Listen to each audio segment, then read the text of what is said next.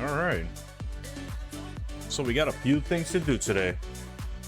We're gonna add the loading sequence to when a user actually removes their card, so they're not there wondering what's happening. And we're also gonna implement the set as primary. We went over how we were gonna approach that, and we're simply gonna use the API to set the default payment method to the subscription using the primary payment method ID. So that's easily said. We just have to implement that. That's basically just simply creating the endpoints and just triggering the endpoint on toggle. And then we'll obviously reload the card list just so the item is at the top of the list. But I think that is good. Let's begin implementing this.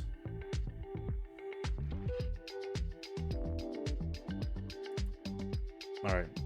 So before I start, I do want to make some adjustments. I want to be able to pass a string to my actual loading component, my loader component, just so I could, you know, customize the text. So what we'll do is we'll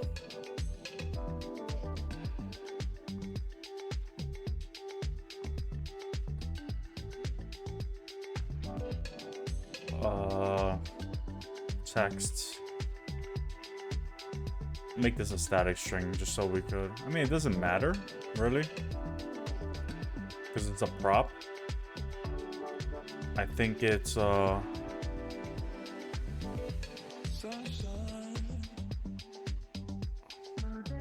attribute value. That's what we're looking for. This is the generic we should start using for any string-based values. It's optimized for speed essentially, so we should begin using that. We just need to find where we're using this loader, which we're using in onboarding.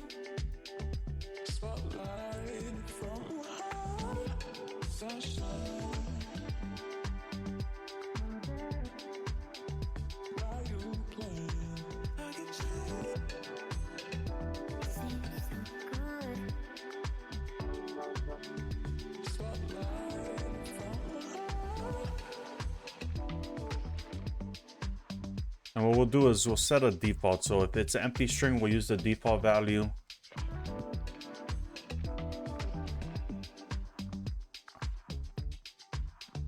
I mean, would we want to do that?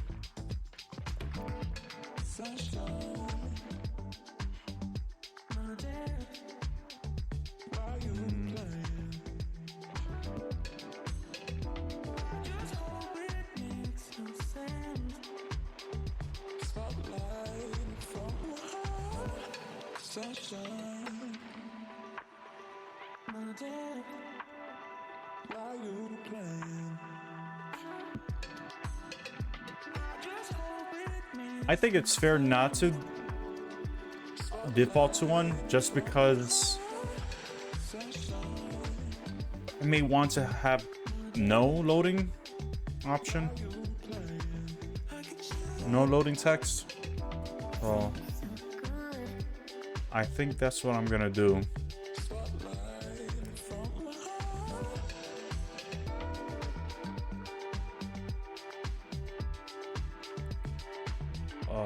And we'll just simply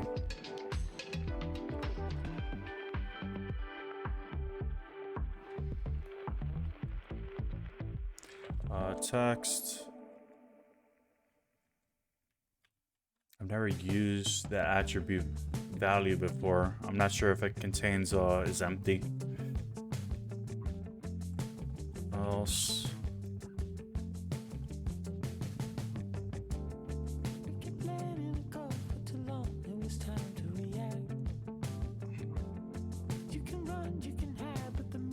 And then this will just be a blank guy.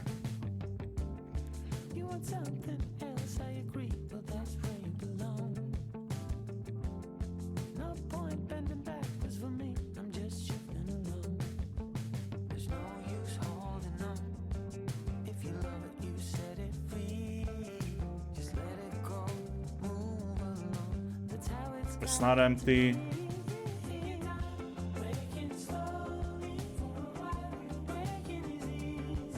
I mean, obviously I need to specify it's a prop, the prop.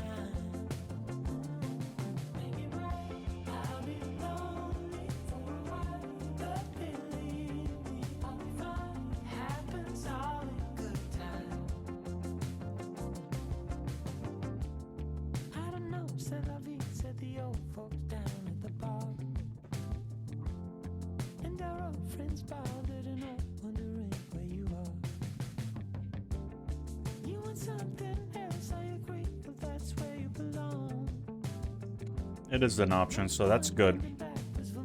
So if it's not empty, we'll load this. If it's empty, we're not gonna load it at all. And that'll just force it to be in the center of the element it's in, because it's relative to the parent element. So that should look good.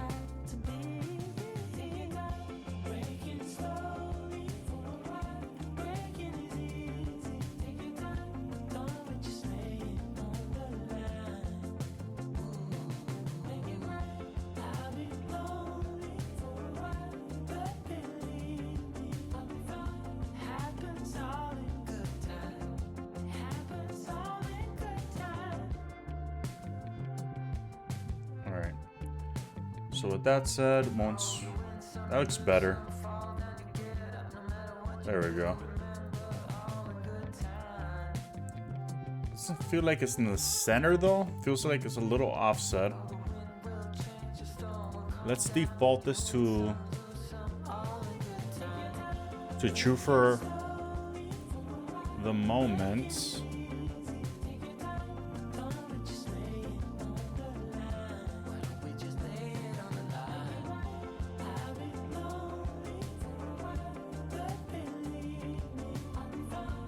We'll just do this just so we could take a look at what the positioning is. It feels like there's like some sort of margin being added to the top of it.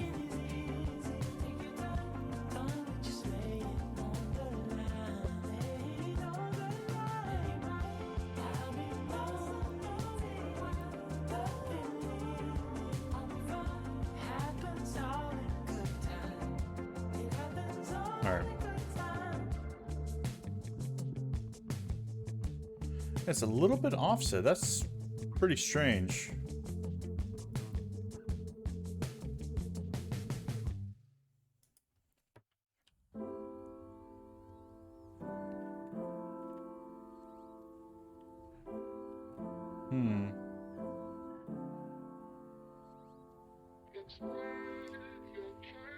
Because there's a width.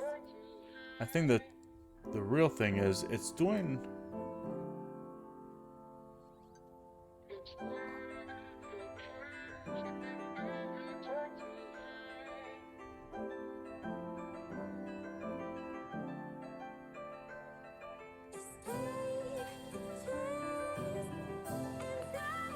I mean, I am setting that to be that.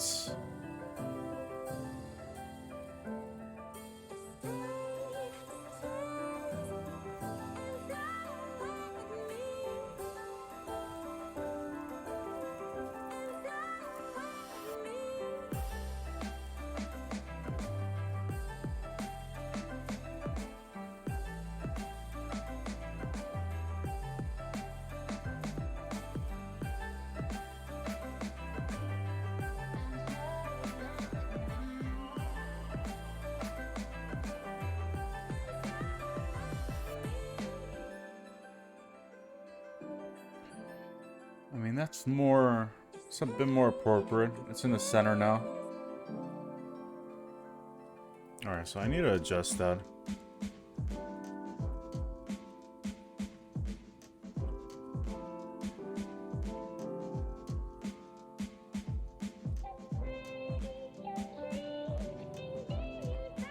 So we're dealing with 106.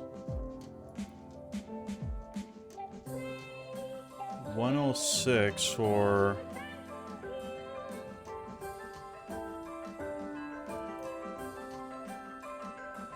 this guy.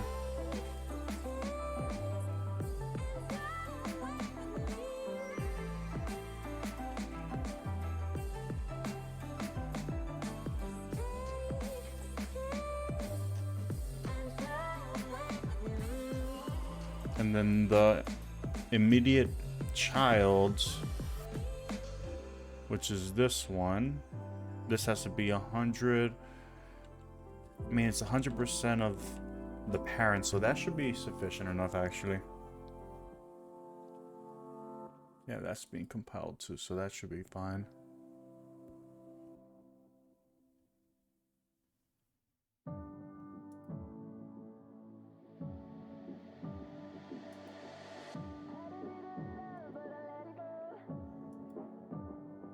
It's a little off. Oh, because we haven't made adjustments to our left and rights. Top, left. Yeah, that's perfect. So that is...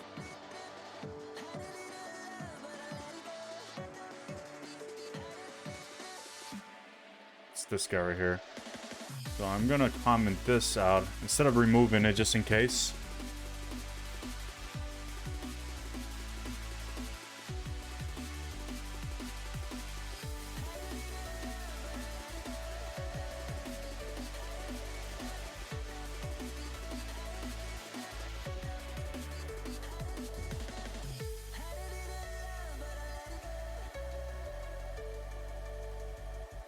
Oh, that's much better. That's the center now. Alright.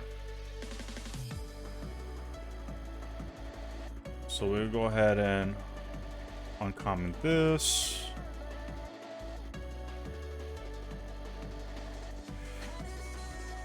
And now we'll yank this and bring this into our billing. My swap files in use. Sure, we'll just override that.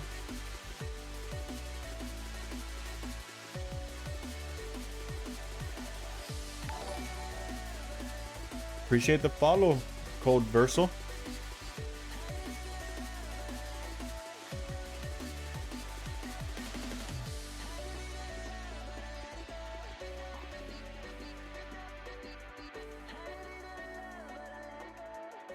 Do I have a loading state here?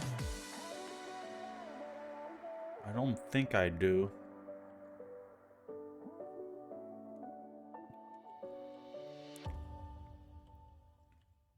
All right. So our loader is here.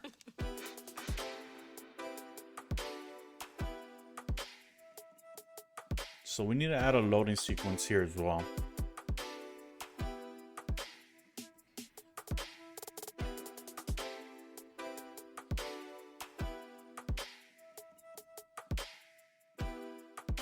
Alright, so we'll create another state. We'll...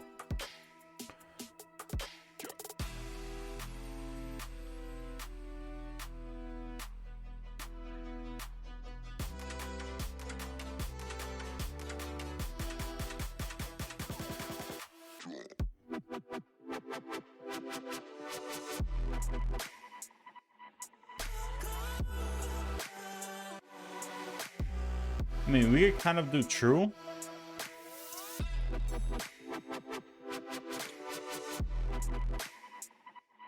Right, because we're calling on load, the cards on load. So we technically could go cards loading false. Reset that state. On remove card, we could initialize cards loading.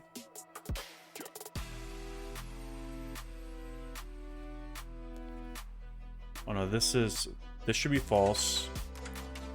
And then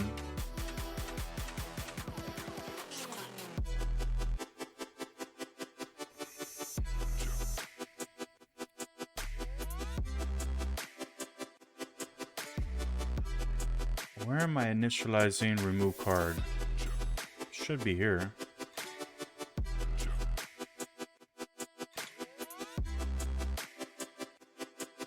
Oh, it happens here.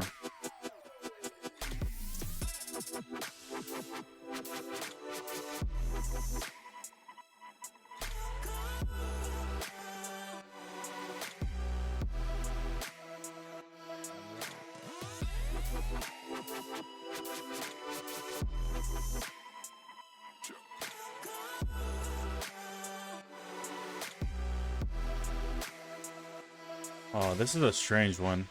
This might create a conflict in the future if I end up using this for more than one thing. Right now it's only being triggered for on removing the cards, so I mean it might be sufficient for now, but I could see this conflicting. May have to create some sort of context within the onChange event and check that context before, and then do the appropriate action upon specific contexts.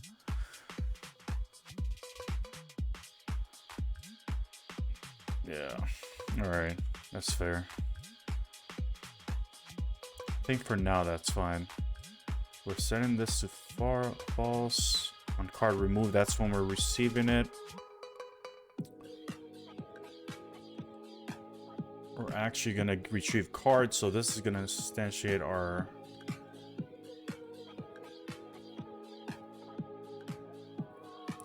all right, so that should,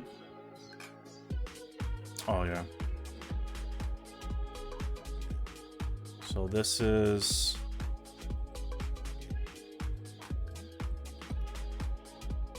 cards loading.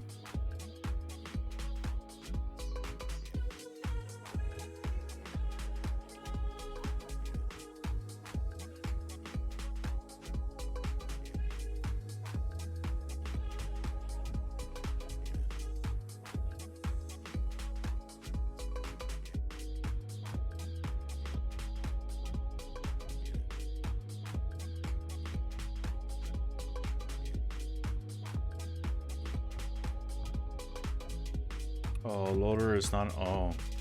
Yeah, I definitely do need to add it into scope. And loading needs to be set here. So we're dealing with components. Components, loader.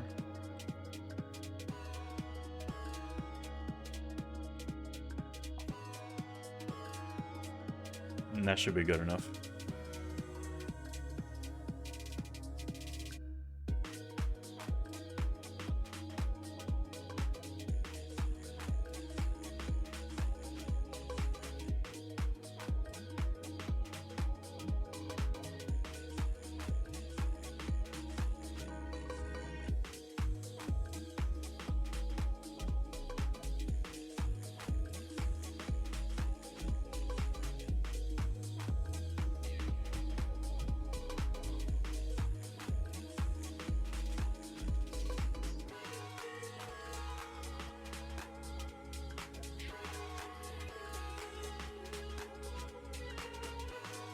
All right, let's test this out. So now we should get a, oh, that's not supposed to happen then. It's supposed to happen on confirmation.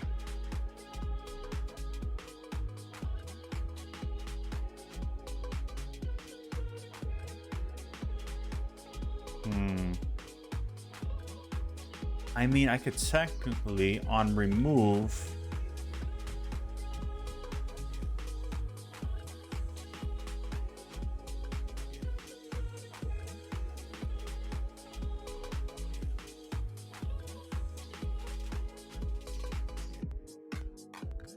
I can also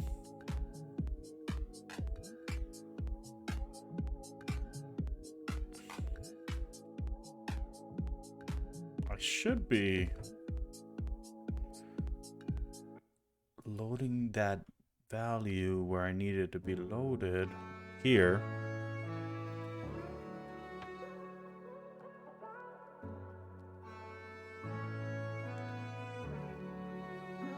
So I could technically pass our context here.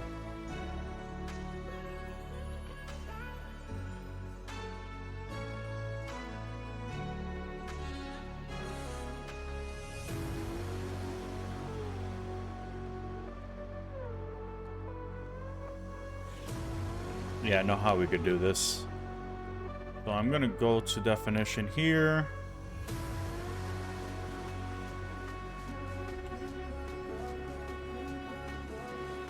Remove card.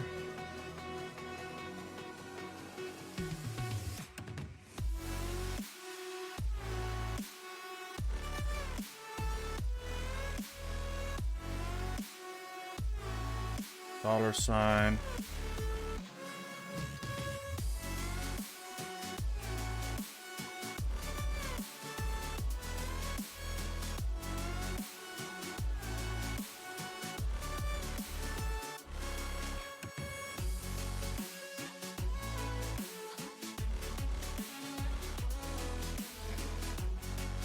We'll set the payment context to remove card.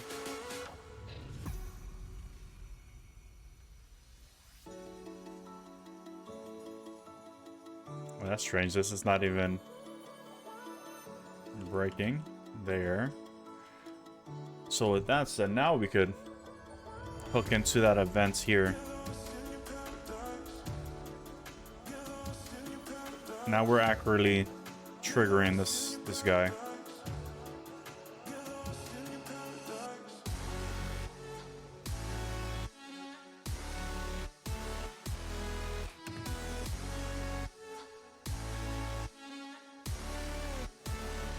Perfect. Yeah, that's awesome. All right.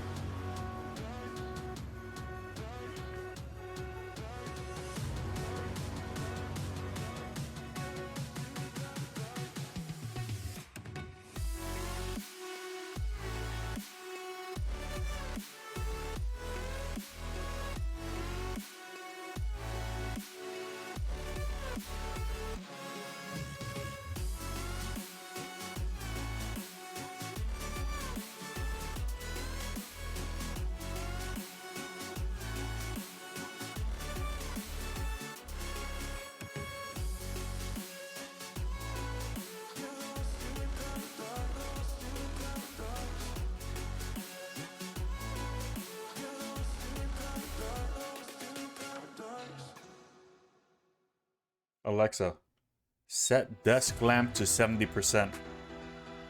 Okay.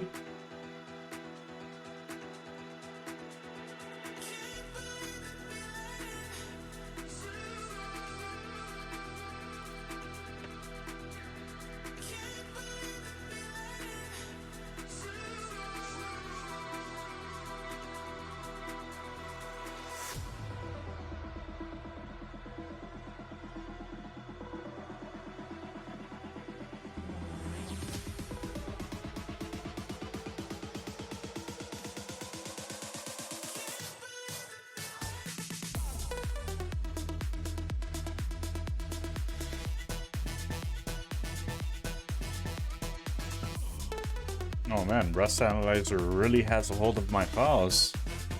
Just let them go. Just let the files go.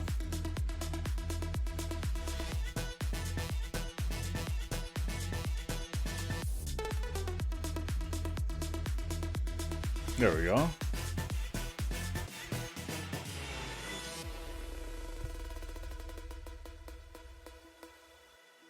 Okay. Yes. Darn it.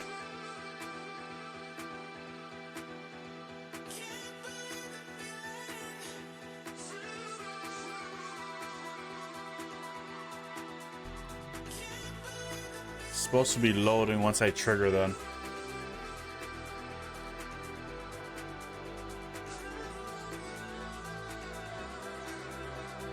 Maybe I didn't write all the files. I mean, I don't think I have any changes pending.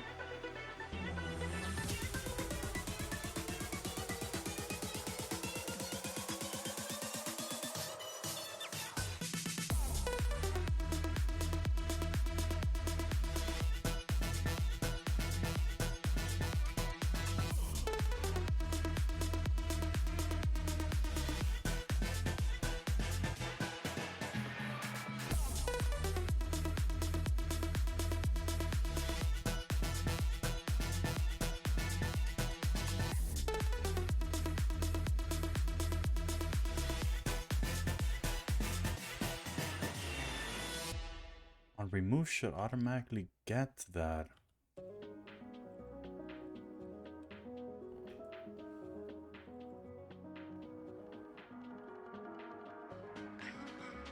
I wonder if it's because it's being blocked here.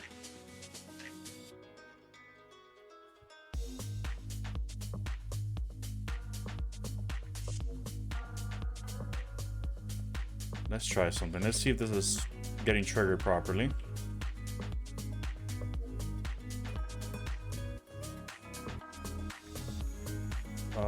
Card ID.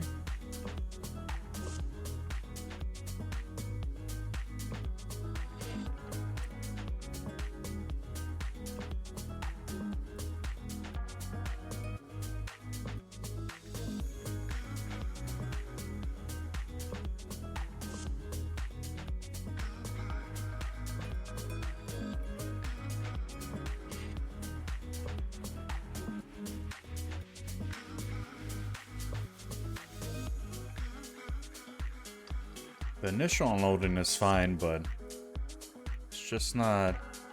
Oh, unless I'm not. Hold on, let me make sure I'm hydrating the view at that point. I'm not. So that's why it's not actually hydrating. So it was working the entire time. I should be fine now.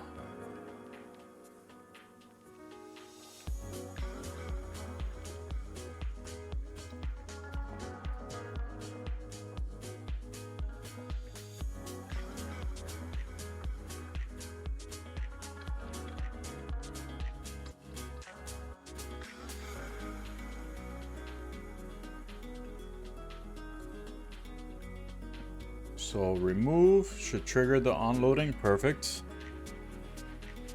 Perfect.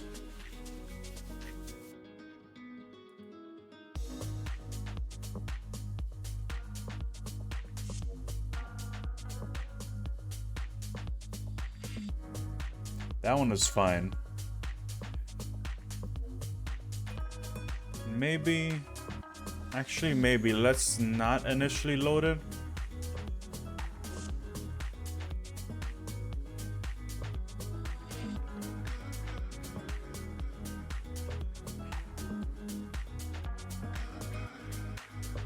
It looks strange with the little circle appearing at the top.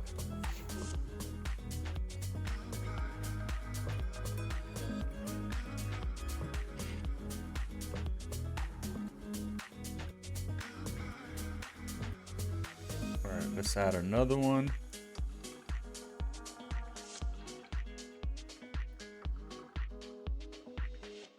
Perfect.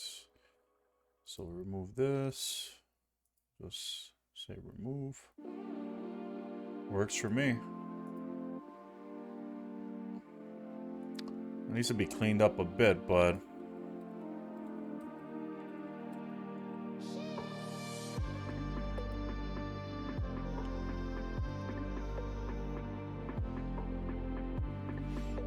all right.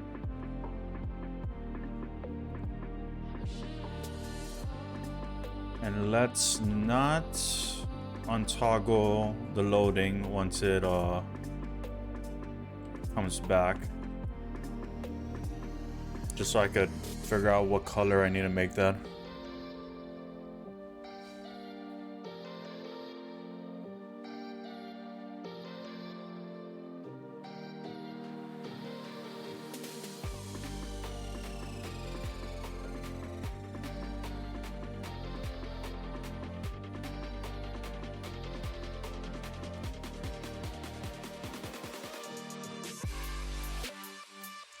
Alright, so we're currently using whites.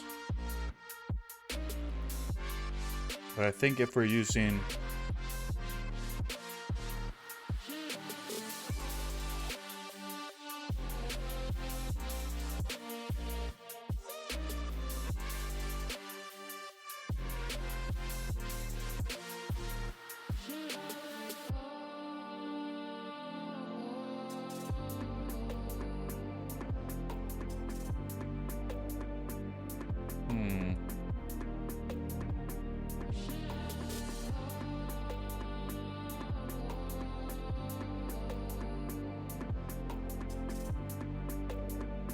shadow.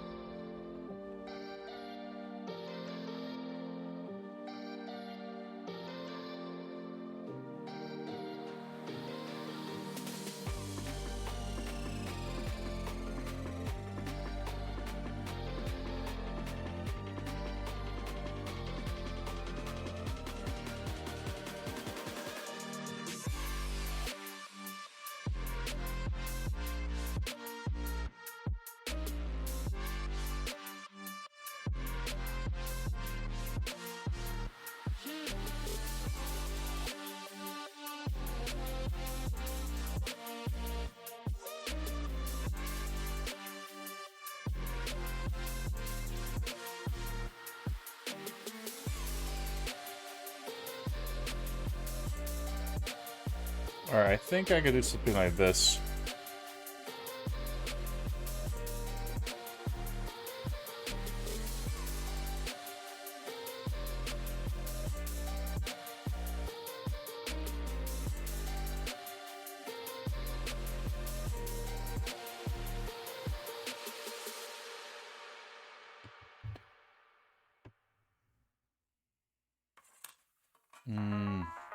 I don't know. I think it's just margin bottom.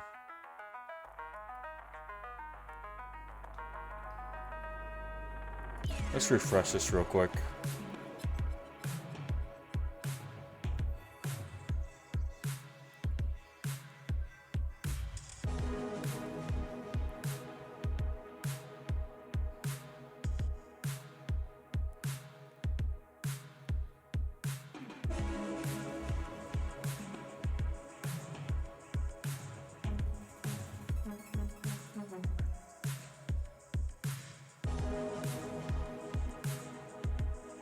Margin flex.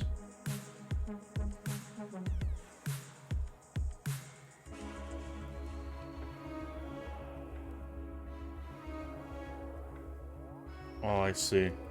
There's a margin bottom right here. And really,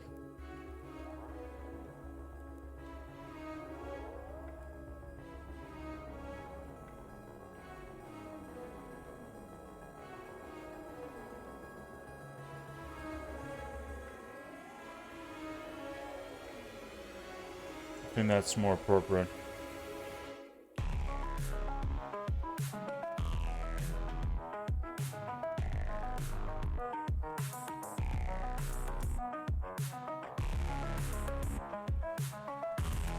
All right.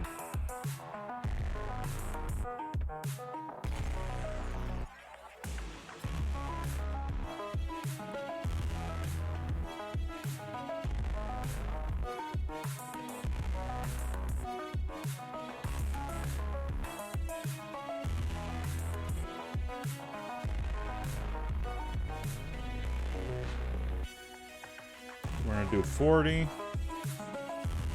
And then we're gonna eliminate the margin bottom.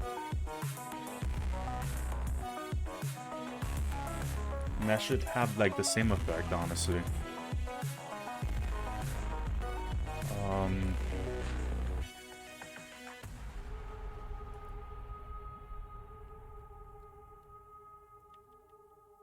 I mean, and then I wouldn't have to. I mean, I still want to implement the ability to add a background color option to the loader. So let's add that.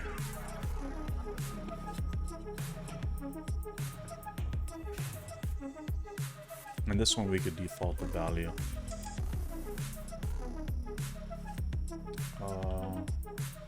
BG color. Alright, we'll keep that like that. We're setting.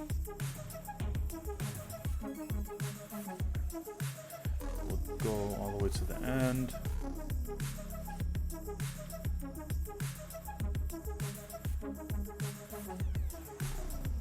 Then we'll do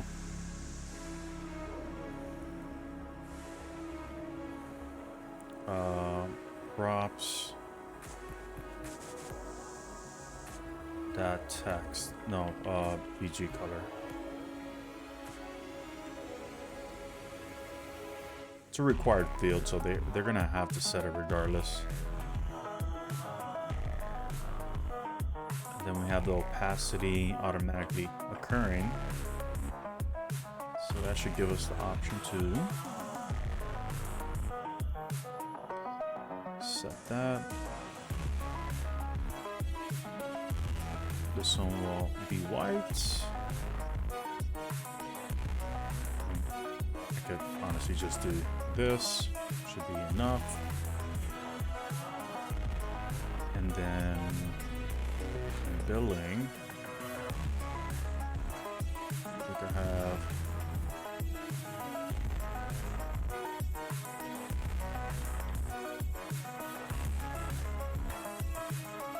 This one will just use this background color just so it could camouflage with it.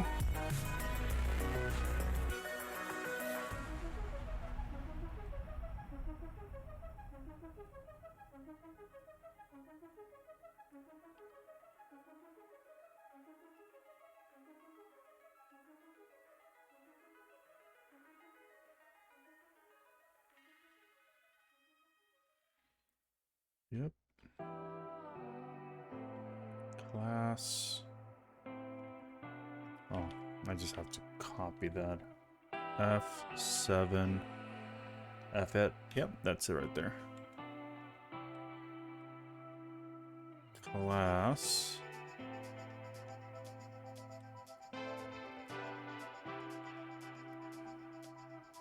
I wonder what's happening here. Why is this...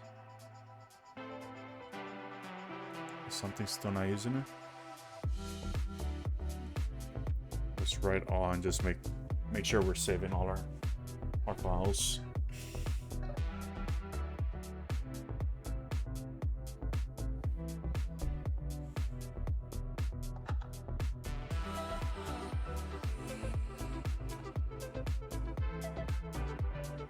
Method not found. It's right here. We'll make this an attribute of value as well.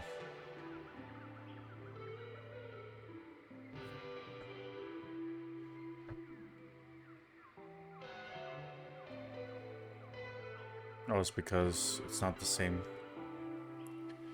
That makes sense.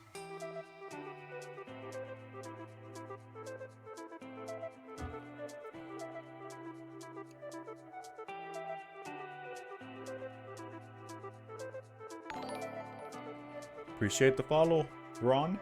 Leads. Method not found. I mean, you're obviously right there. What's up? What's up? What's up? Welcome to the stream. BG color. Did I misspell it?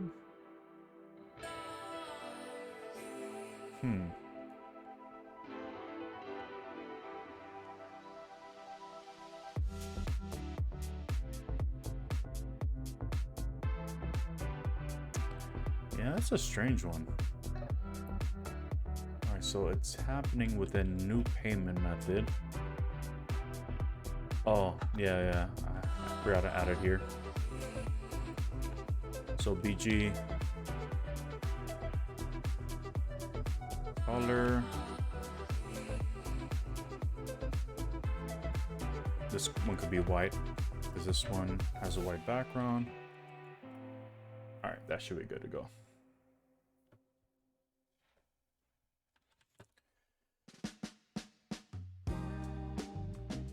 Just crunching along and trying to get this loading sequence to work properly, and then we'll jump to setting the primary payment method. Just trying to clean things up, make things look... Oh, you see it's not taking it there. I wonder if that's because this hasn't transpiled it properly.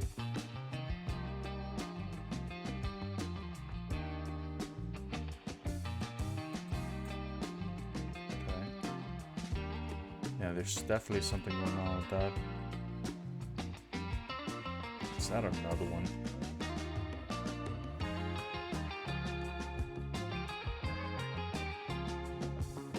Let's remove this.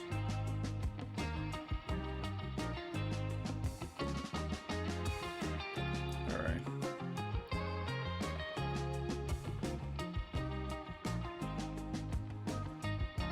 That's unfortunate.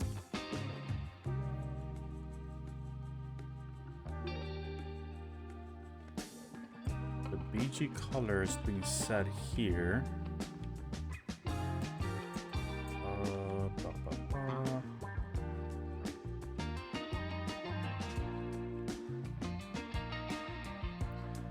Yeah, no, I get it.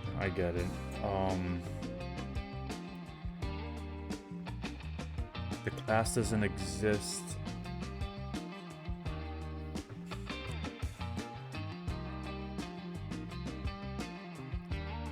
at runtime, so Tailwind can identify and generate the appropriate classes. So I'm gonna have to make that a style instead. So I mean, that's fair. I'm not against that. Kind of doing that here.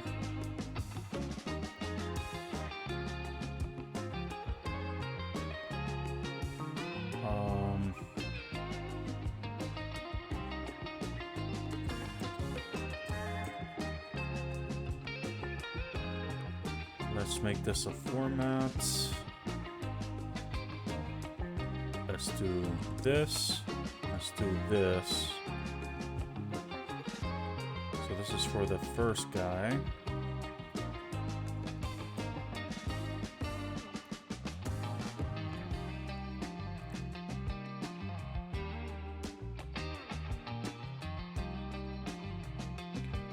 What we'll do is this will be BG color. The unfortunate part is the opacity. Well, no, we have that set already, so we could simply background color.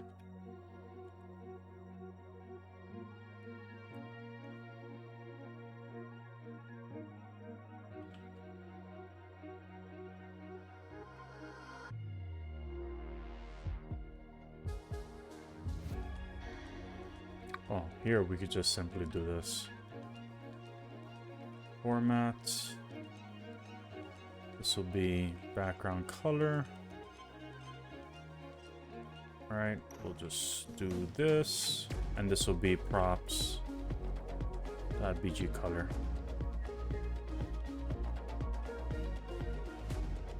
Yeah, that's better.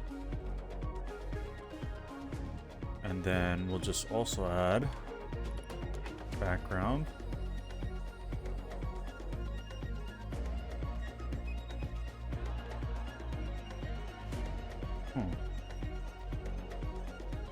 Brown color opacity. I wonder if there's a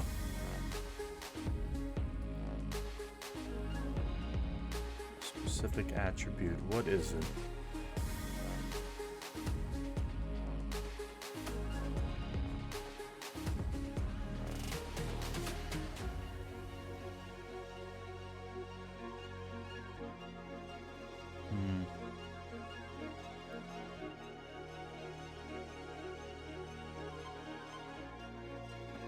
Yeah, that's a shame.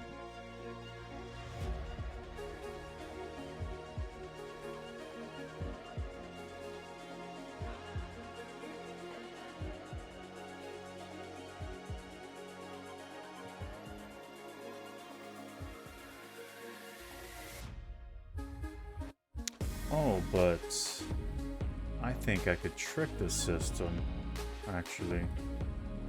Let's go here real quick. Let's round.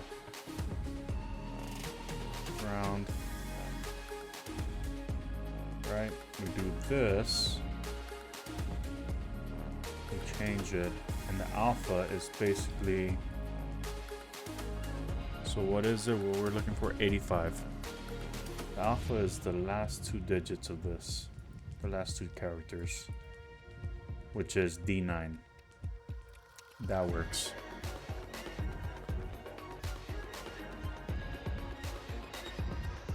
D9. So we just have to make sure this contains 6 characters and we should be fine. And since I'm setting it, I'll always make sure to set that.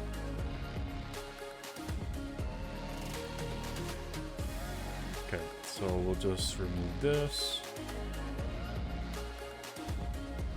We'll go to the end.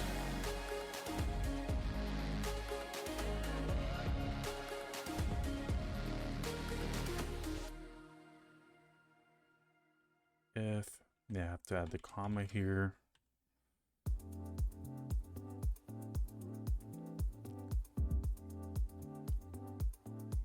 All right, perfect.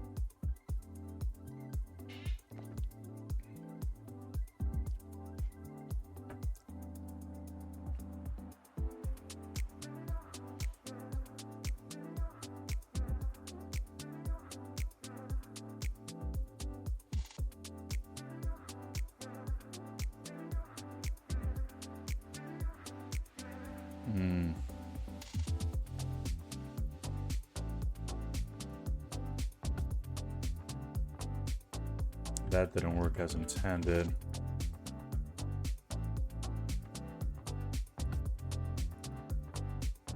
I mean, it worked there.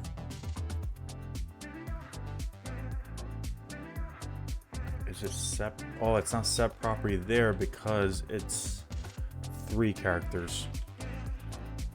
All right.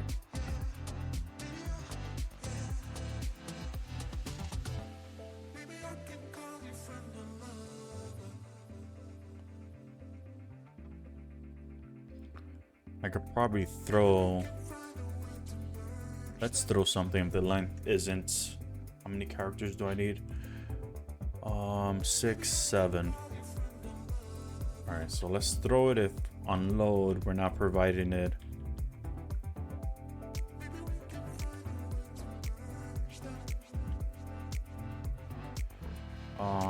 Throw... We'll do log error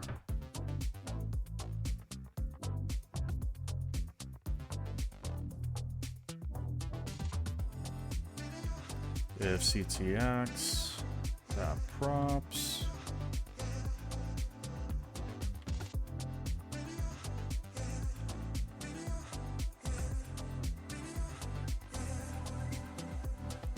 we'll do it here. I don't think it matters where we're doing it. Forward L huts log props bg color length is less than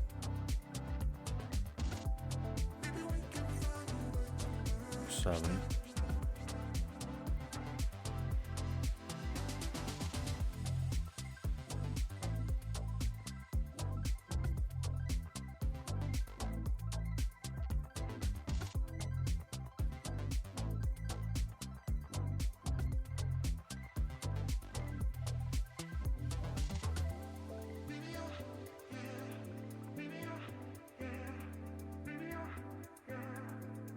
Cool.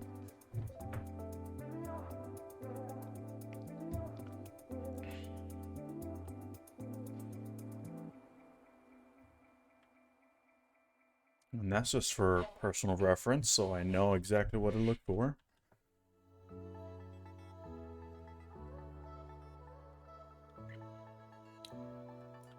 Alright, so this should be good to go. The next step is to actually set the primary payment method, so that's going to be the fun part.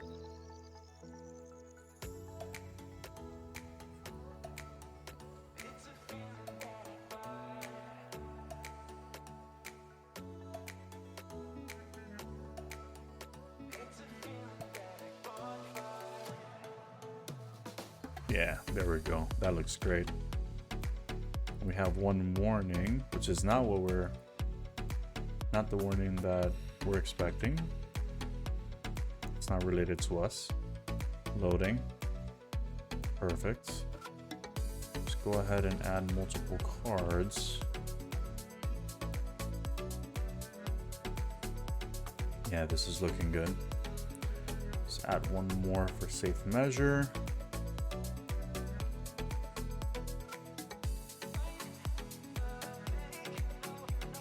There we go. Let's just remove the last card just to see the animation. Cool.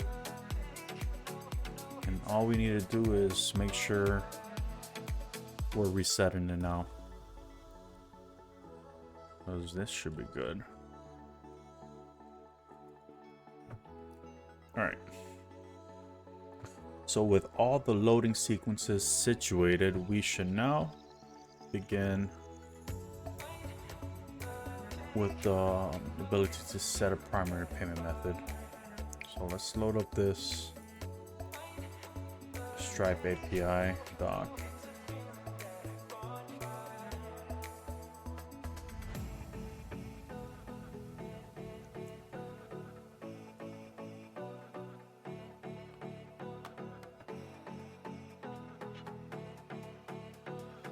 so what we're looking for is subscriptions right here, and update a subscription. And at load, we're actually storing our subscription ID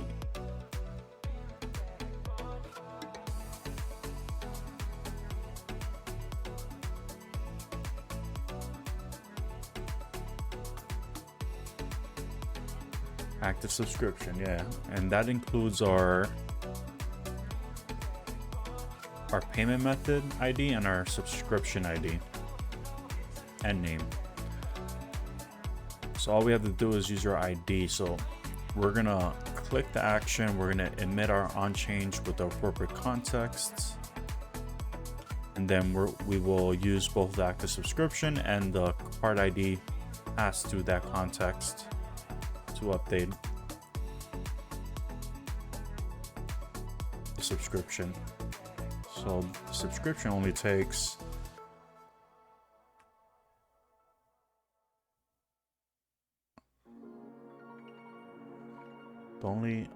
there's no required parameter. Only thing that's required is the ID, and that's passed through the URI. And we'll just pass the default payment method in the object.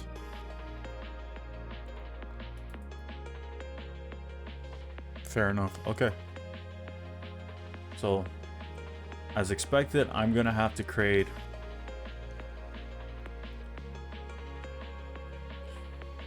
a context within my onChange event. So right now we're only passing a card object, so we need a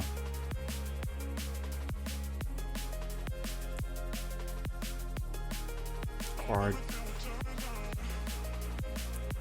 event, card item event.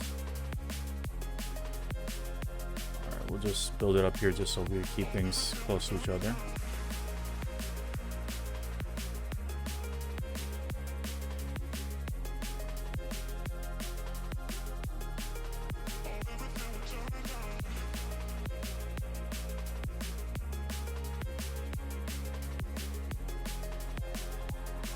So it's going to be card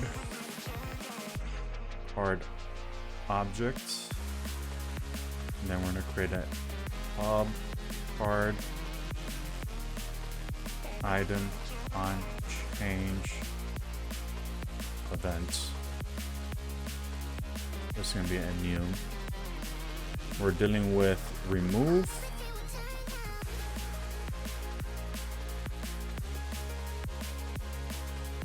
set defaults.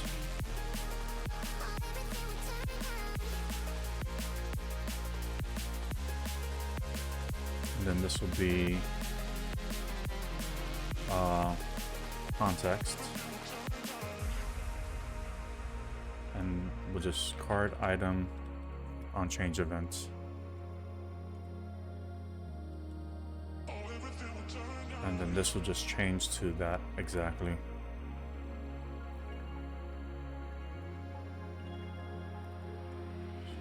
There we go. We're gonna have to update a few spots, but that's totally fine.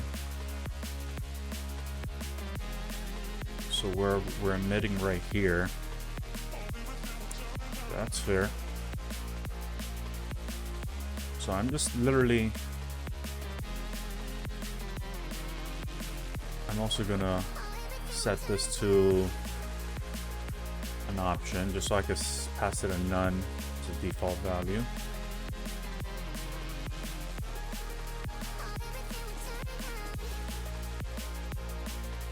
Right. So that's me context. Let's say event context, because there might be multiple contexts in the future. Card change events. We'll just do this.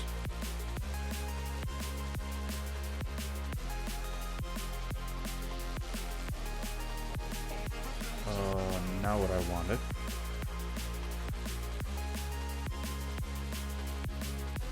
let's just fill out this guy. Construct. This will be none.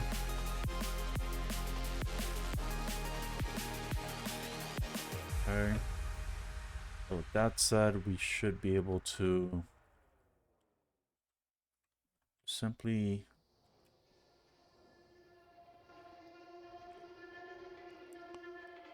event context, some card item event, remove, event context, card, some clone,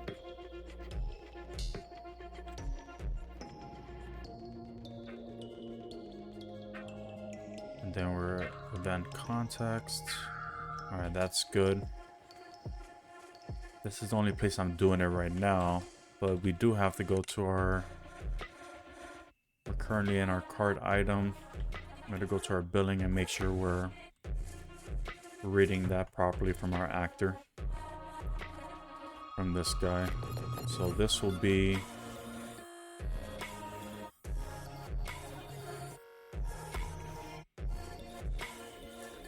delete backwards, card item on change.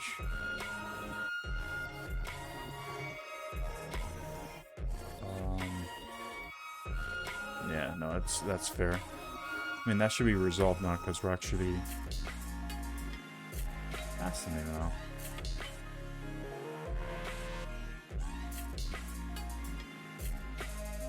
What's up, Flash Drive? I'm currently building out the billing page for my SaaS app. My SaaS app is currently, you know, one of the main components right now is this component right here, this widget.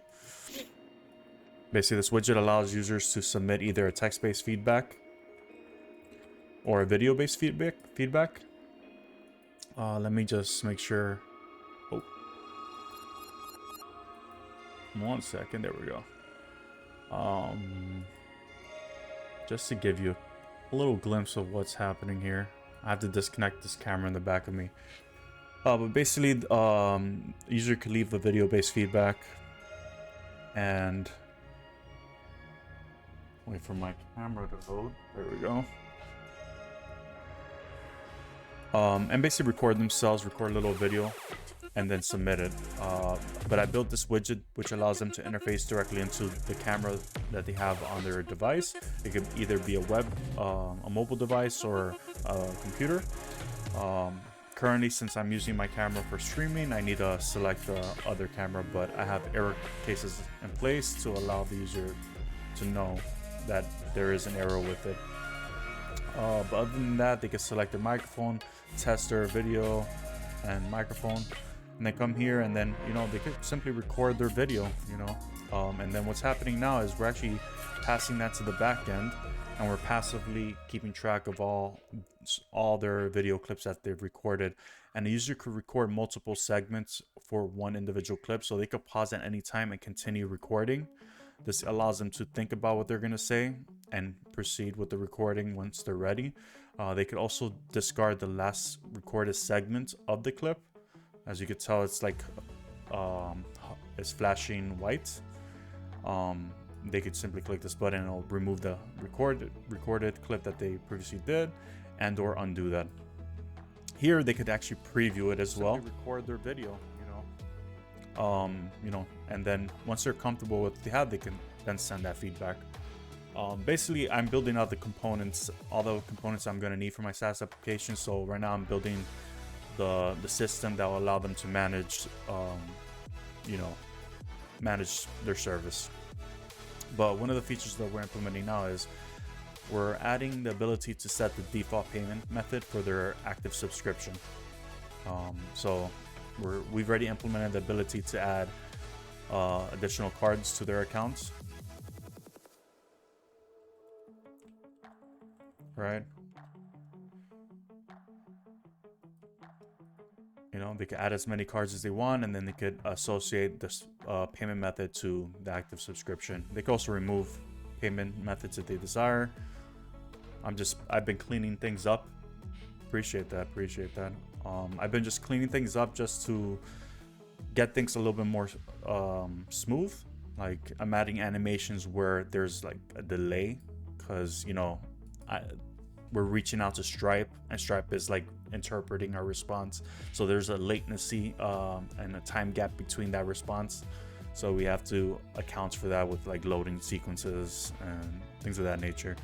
But right now I'm actually trying to get my card item event context in place so we could handle multiple event types from a card item.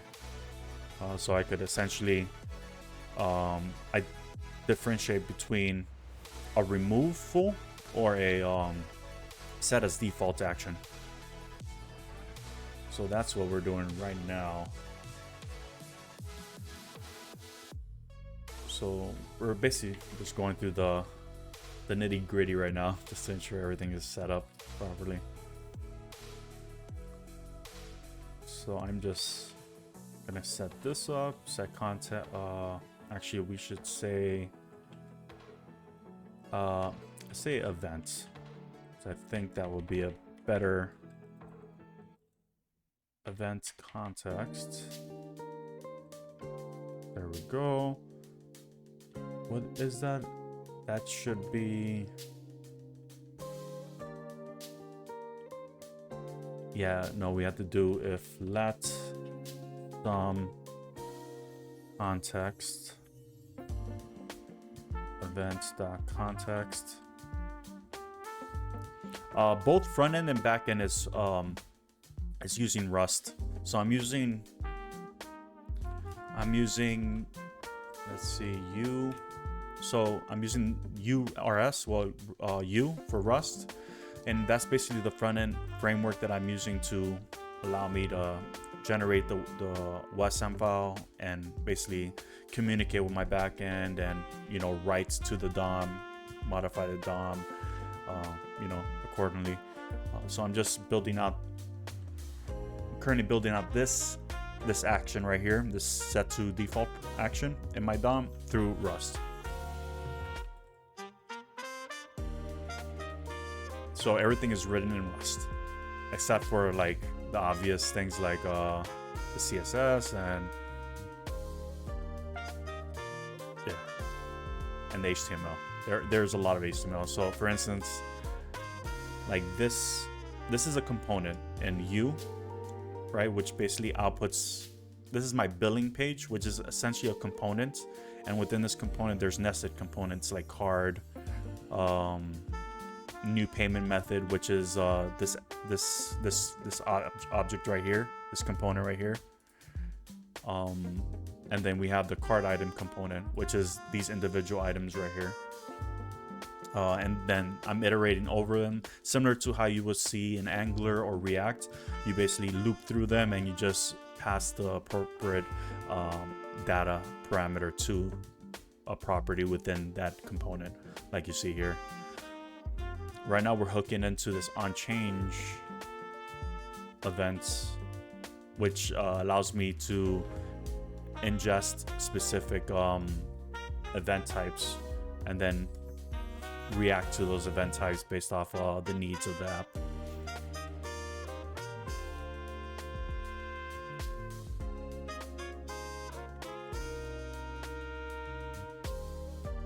Overall, pretty cool stuff.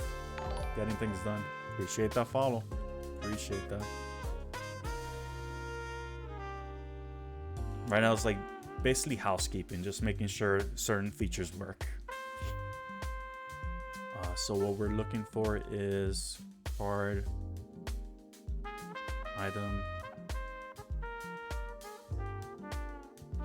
right here. This is what we're looking for, and then we're looking for remove, and then we'll run this on remove.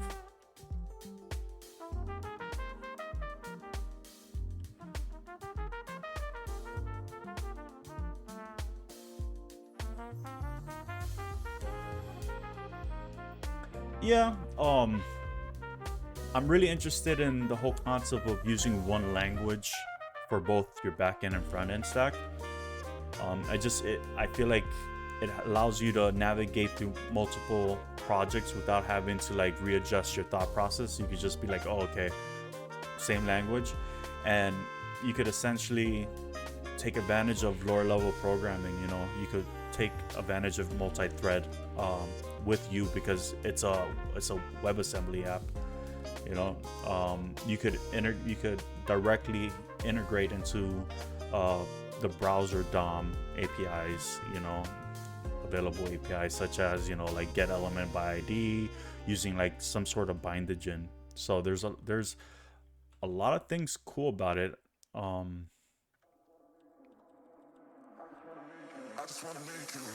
I've been enjoying it. I have no negative things. Actually, take that back. There are a few negative things, like not negative, but like cons to be aware about, and that's compilation time. Like every time you make a change, you have to wait for it to compile, and then you see the change. But like U has a trunk implementation, like you use trunk to hot load the page as you're making changes. But then there's these glitches where it gets locked, so you have to close the trunk server and rerun it just so it unlocks itself.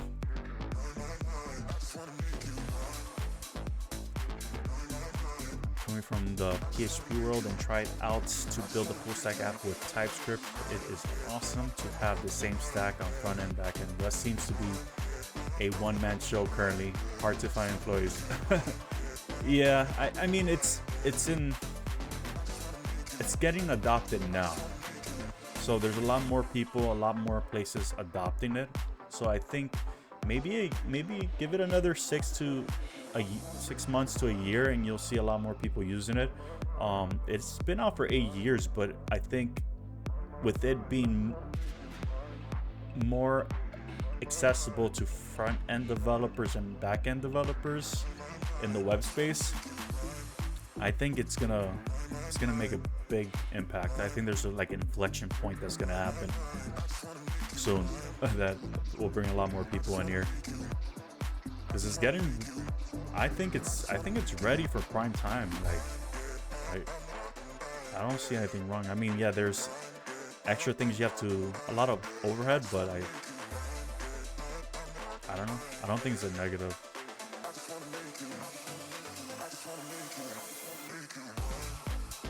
So now we have the set action. We should be completely set. We have all our matchsticks.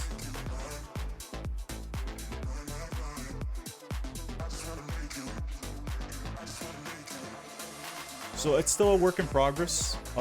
So the idea is to,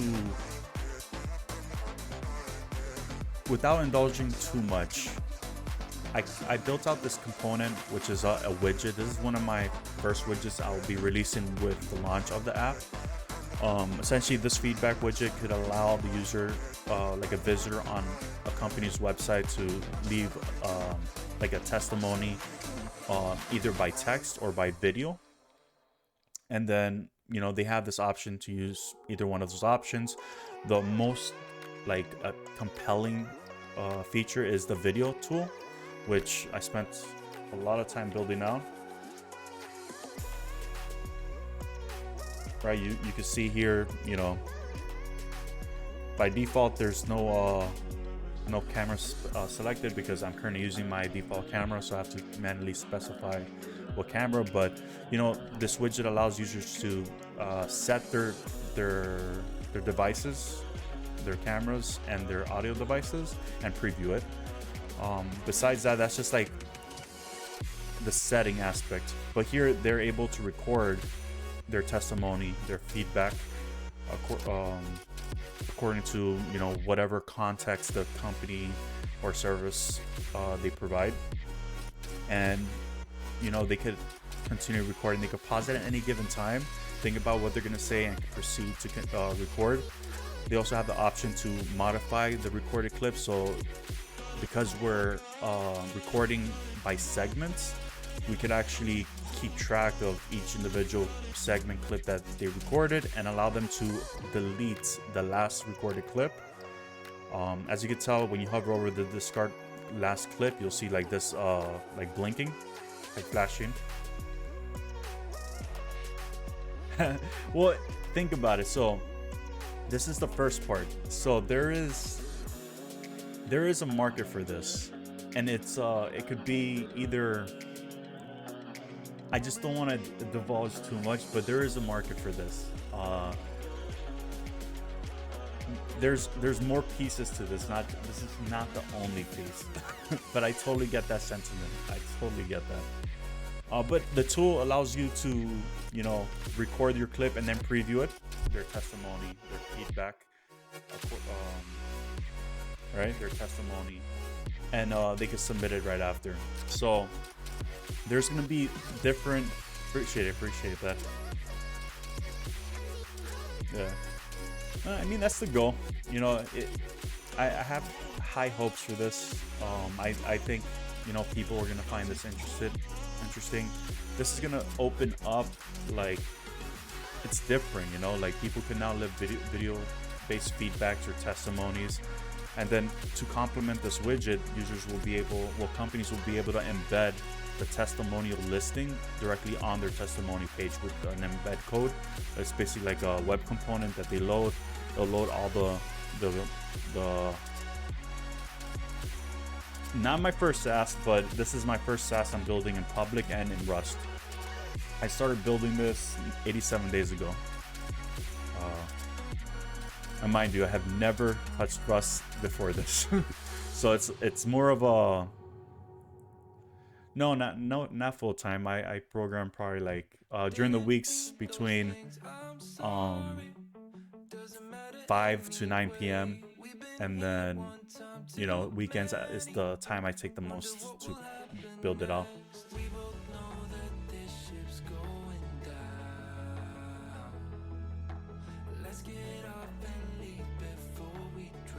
I'm from the United States of America.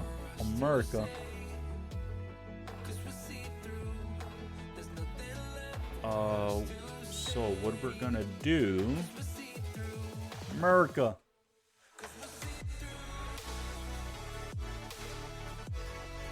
But yeah, so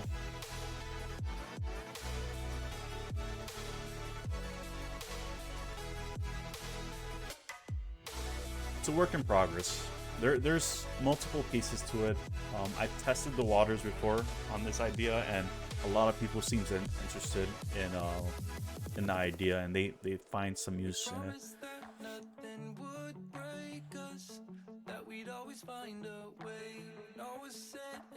What are we gonna do? So this has to be context. Actually, no, that's card. Self card. Passing that. We gotta pass let's. Some card. Events. Card.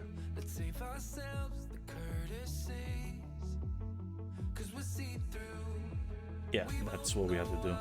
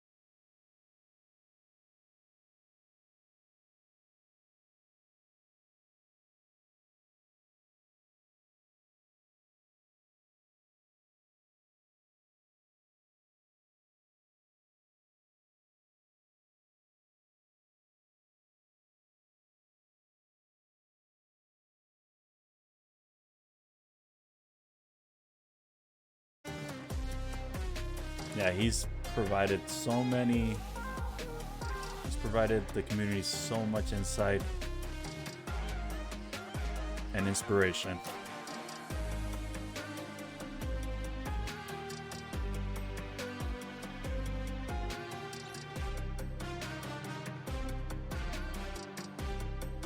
Got some location.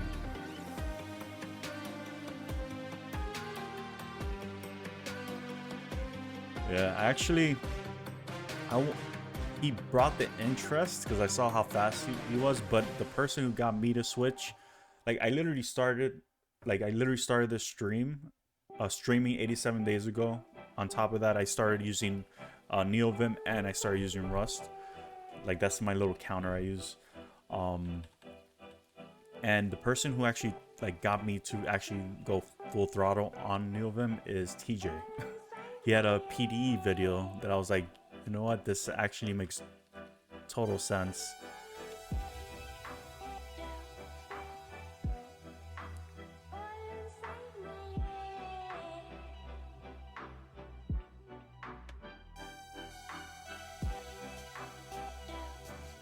And I see. Sure. Let's see. YouTube, TJ, Neovim, PDE.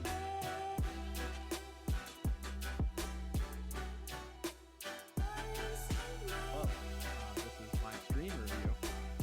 So I don't know. I don't think that's the actual video.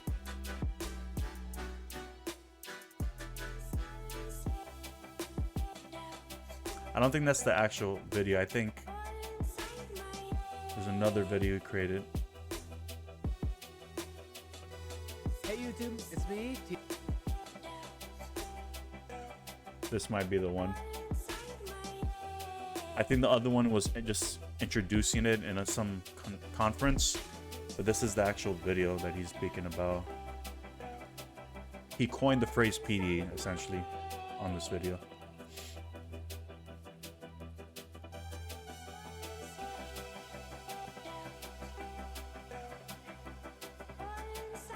Yeah, he has a lot of great tips as well. Like he taught me how to do a search and replace. I think he was like doing a video with Bash Bunny. I'm on Linux and Windows. So on the right you see a Windows instance, and then here I'm on Linux. I'm using a virtual machine just so I can sandbox my environment. For whatever reason, the tooling for Neovim works a lot better on Linux. I ran into so many issues like using PowerShell and Neovim, so I just virtual machined it. Alright, so I think that's good. So now we have two contexts occurring here. So we're gonna go here and we're gonna trigger this event, set default. So what we will do,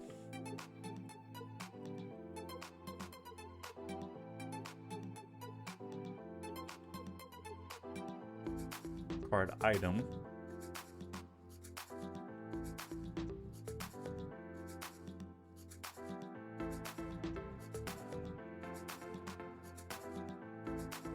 yeah, I think it has to do with the file system.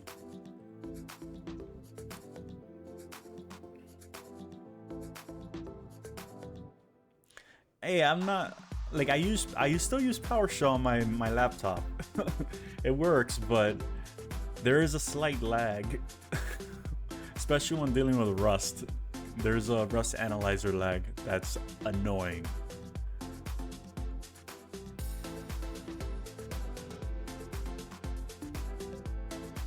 I'm not gonna hate on PowerShell because it still does a pretty damn good job.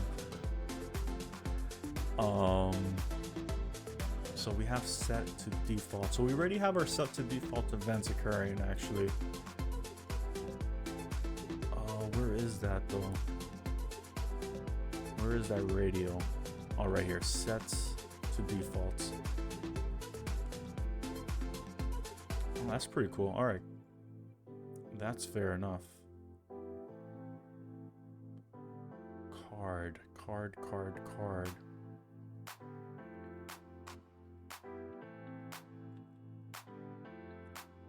I mean, I could literally just copy this.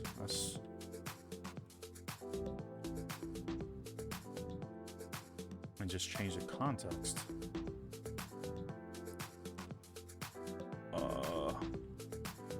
Remove, and then we're gonna set defaults. Context. I could probably push event context outside.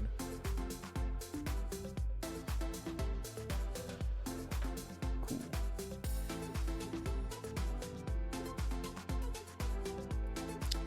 Yeah, I was thinking ahead when I was building out this card item because I already had majority of that code already implemented. So all we have to do is ingest that right here.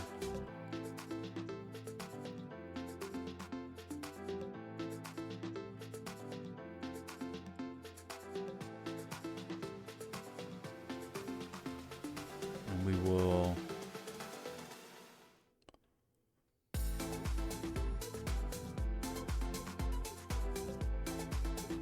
we don't really need a filter because we're not removing it. We're setting the defaults.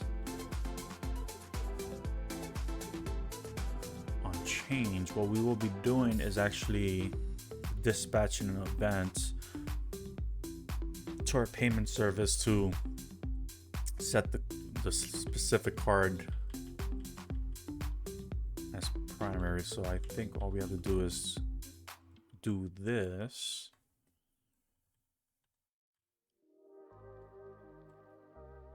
Do I have a get default here? No. What we'll do is we'll set defaults. This will ingest a card object, and then on set default, our response back.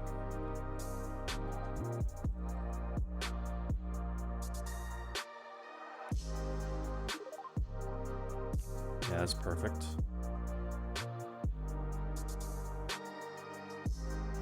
Then that's our message there.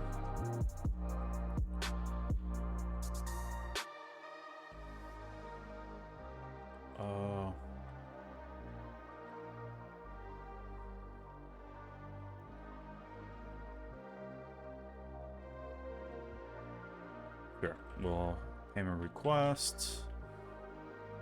Sets default.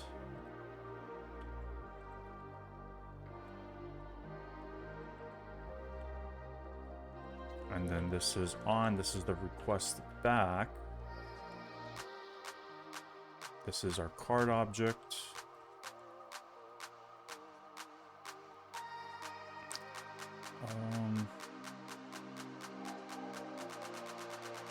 Yeah, we would want to do this because we would want to send. We would want to do something similar to what we did here so we could initialize our loading sequence. Then we'll just copy paste one of these guys.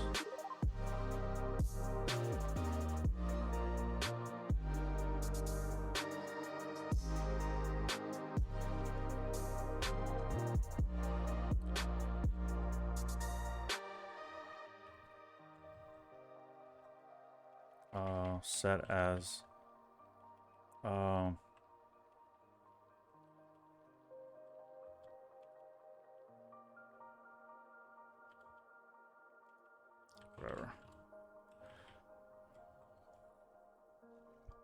I only really need the card ID. All right, so what are we gonna do? Payments, card. We'll just do this. Defaults. Appreciate the follow, Vic Taurus.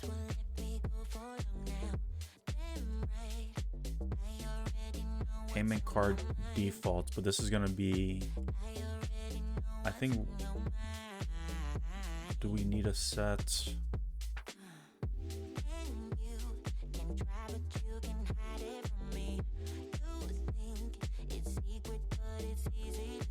use a get.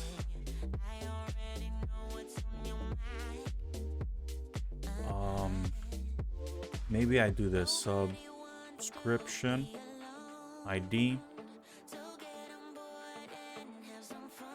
I just feel like that's a bit much.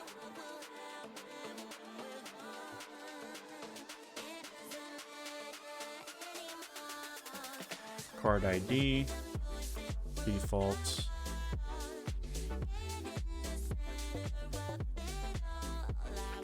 After we'll just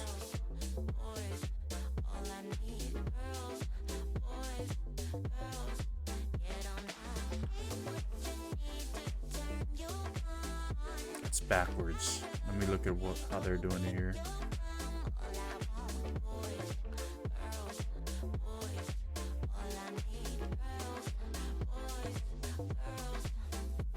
Subscription. Subscription ID. And then card. It just doesn't feel like the right way of doing this.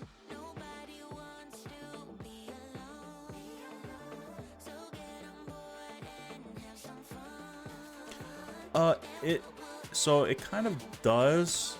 It's not ready yet, but let's check out the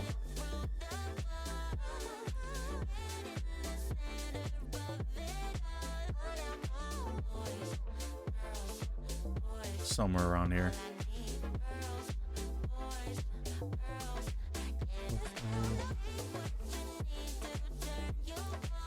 I always forget where they keep this. Server.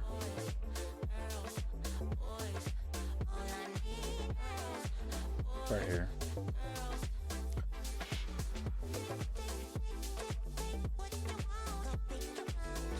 So server-side rendering is there, but hold on.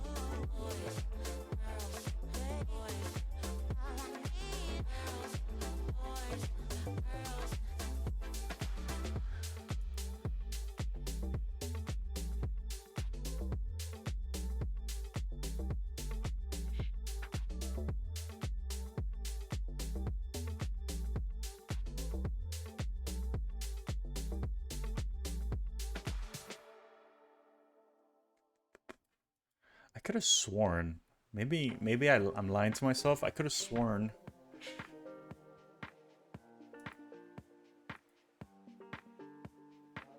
there was server-side rendering.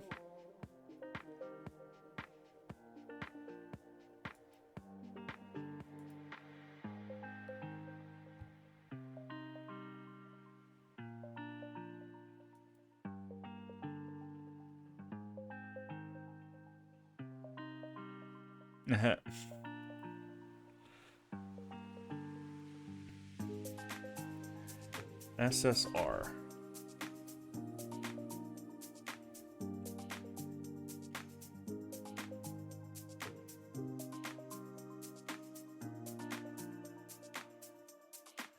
Yeah, it's an advanced topic. There we go. Go to latest.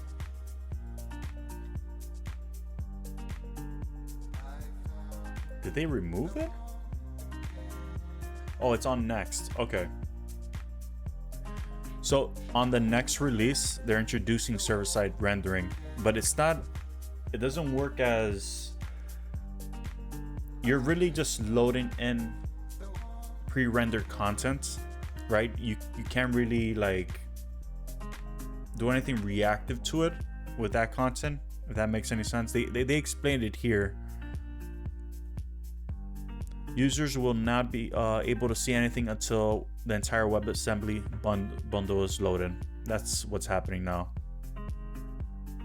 Yeah, well, this is U is pretty new. They're on version 19.19,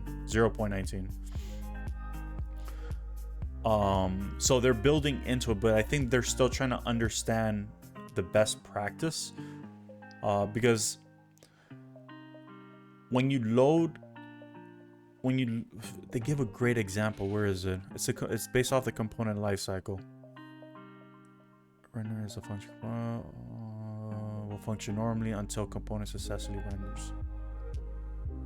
So all hooks other than the use effects will function normally until component successfully renders. So web APIs are not available, so you can't really do anything because it's not in the virtual node, virtual DOM, from what I could tell.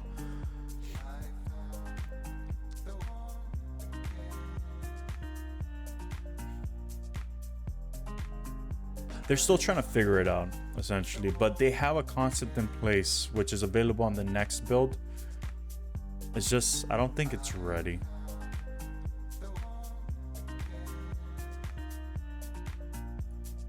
So the client must produce a virtual DOM layout that exactly matches the one used in the SSR. So what I will assume will happen is you would grab whatever is loaded, displayed, inject into your web document, but you're also gonna ingest that within some sort of interface, function, and then you're gonna basically interpret that and then create a virtual DOM after the fact. It's additional work, but you have to think about it. You're kind of pulling that into the WASM layer, the WebAssembly layer, and you're doing that process in lower levels. So you could possibly do it a lot quicker than you would if you were to try to interpret it through like some sort of JavaScript.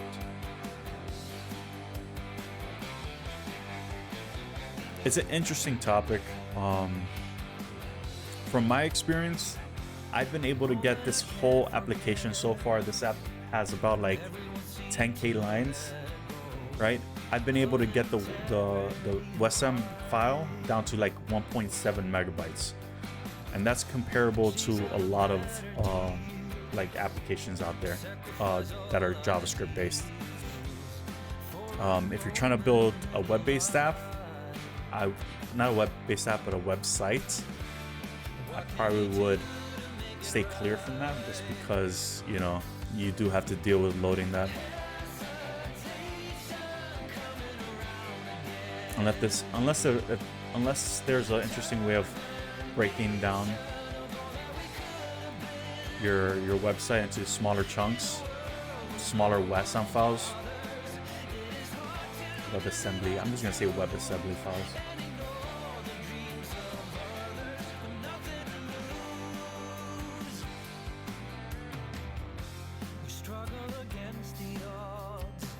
Yeah. I might implement something like this for my front end, because I am trying to build my front end marketing site in Rust as well. So I'll probably incorporate the SSR there.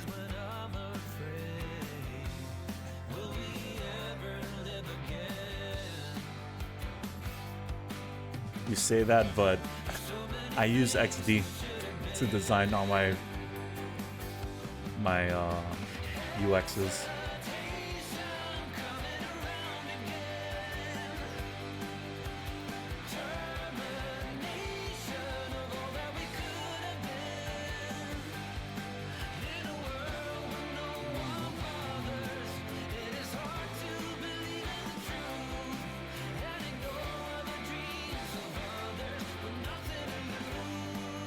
Someone on Twitter today said Microsoft will buy Notion.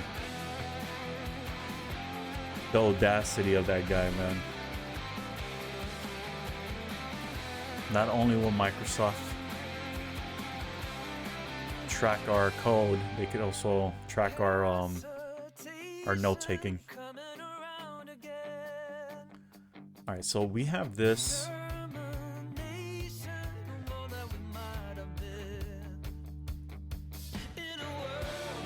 This is the world we live in, I think I'm just gonna shorthand it. Hard. And maybe I use a put instead because it's an update.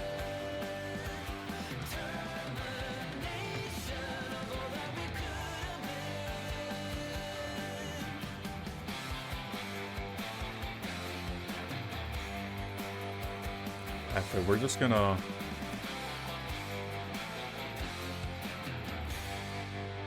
This is gonna be a subscription. This is gonna take the subscription ID. And then we're gonna do this properly. Yeah, I made the executive decision. I just don't like how that looks. I'm going backward because of war. Yeah, that freaking sucks.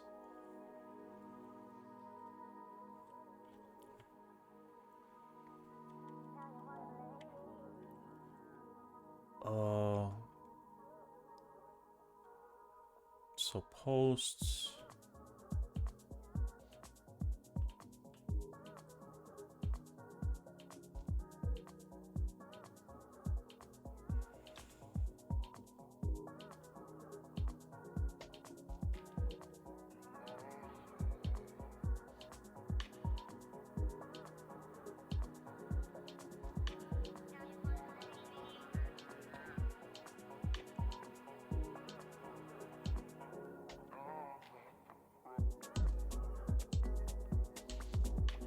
Oh.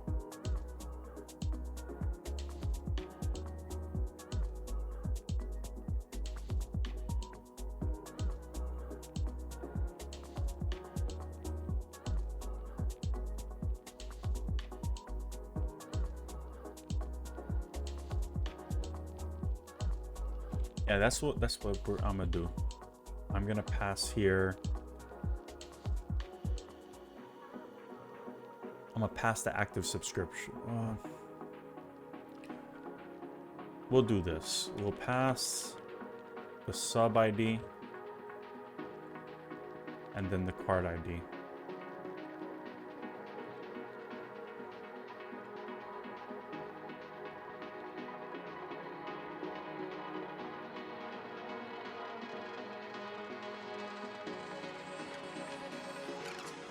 Damn it.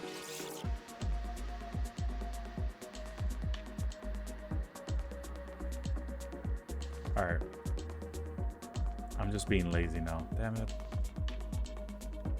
We're gonna implement our puts option here now.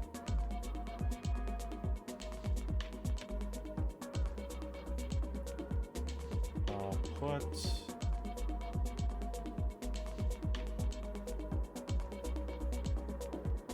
So put will be our updates. I mean, I can use post, but it just doesn't. Just feels lazy. API URL, headers. Fair enough. That's totally fine. Yeah.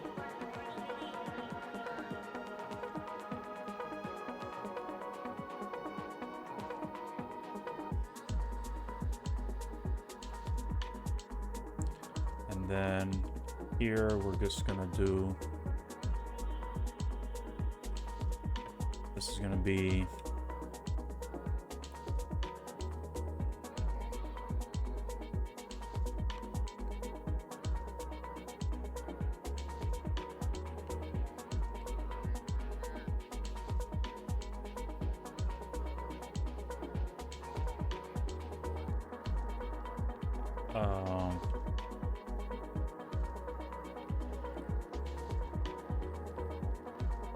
Can I use one of these?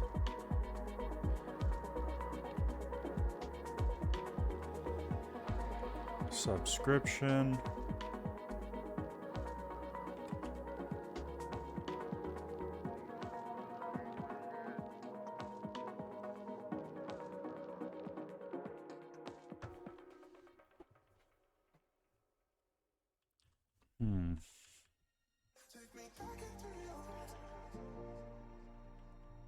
I actually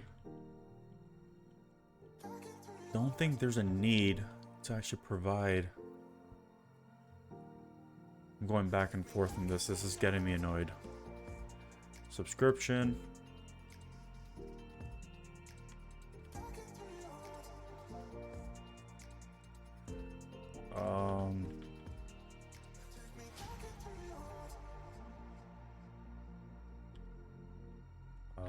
Bam.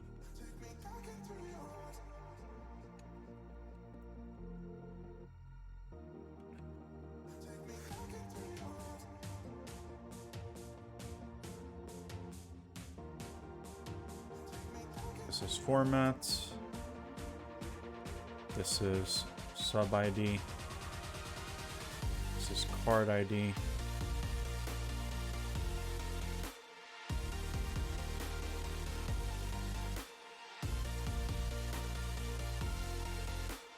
On set defaults, this is our response back. But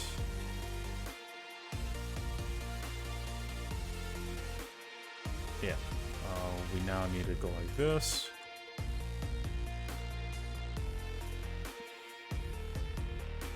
Fair enough.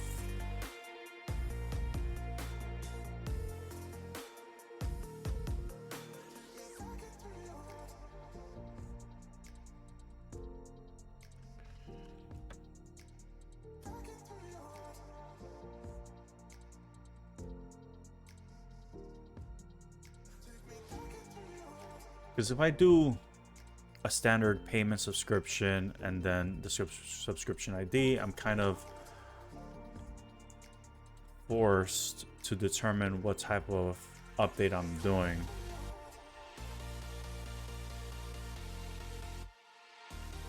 Actually, I could do that. Subscription card. Update subscription card. Or even one better. Method.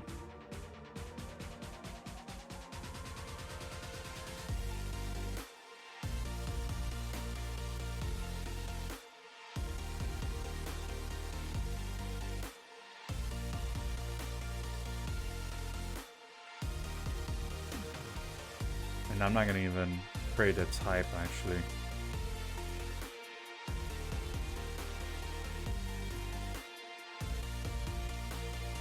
We're just gonna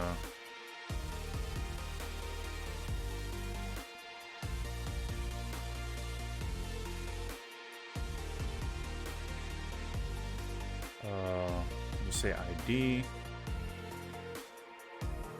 Actually, I should probably check what that object is rather than guess.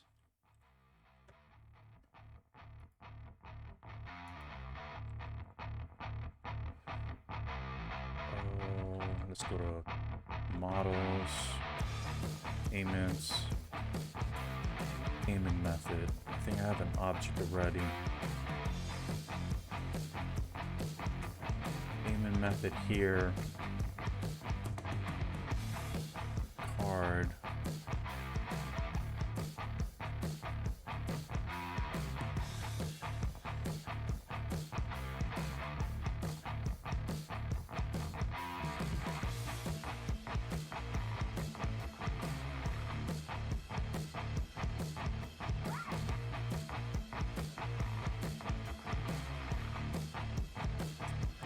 I mean, I think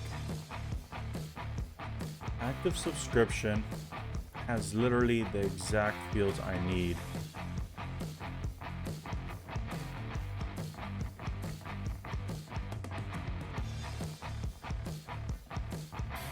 All right.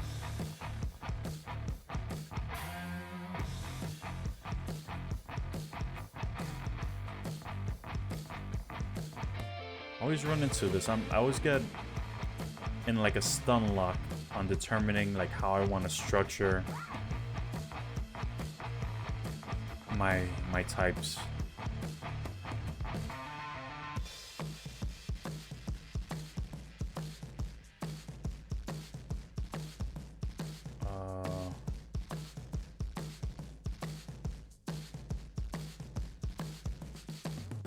Yeah, I think that's fine. I think that's how we'll do it.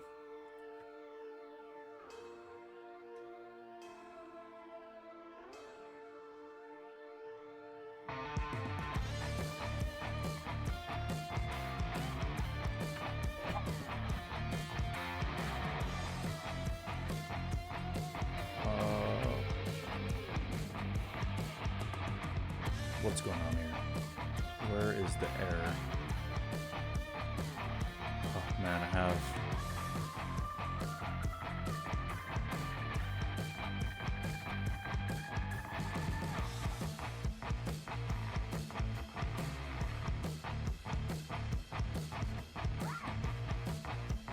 Alright, we're going to use update active subscription.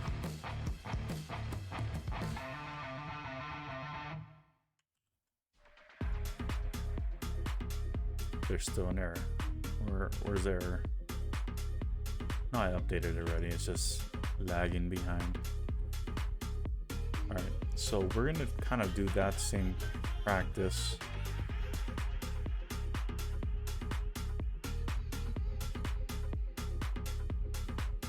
Okay. So with that said,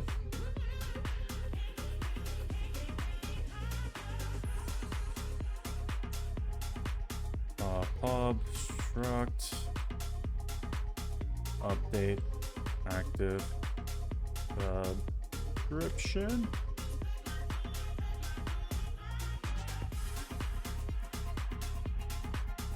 Pub ID string pub payment method. There we go, and we're just gonna copy pasta this. There we go. And this is the type we're using. So I'm gonna change it.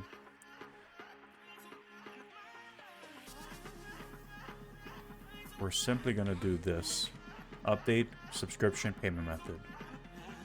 We're not gonna pass anything here. We're going to instantiate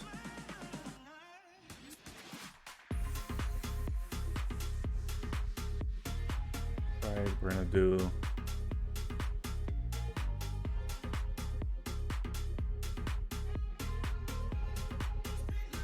so this is gonna be ID, which will be sub ID.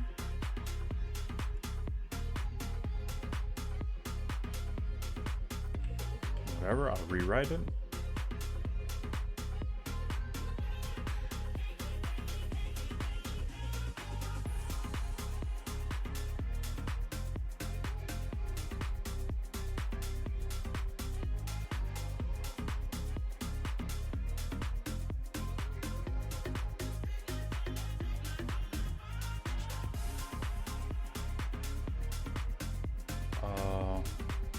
This payment method. There we go.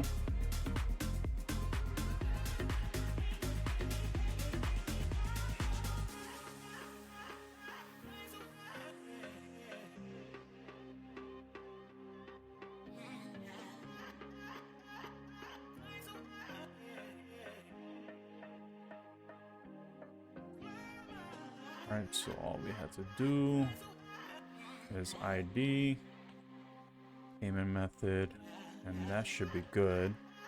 Now we can use some Sarday magic here.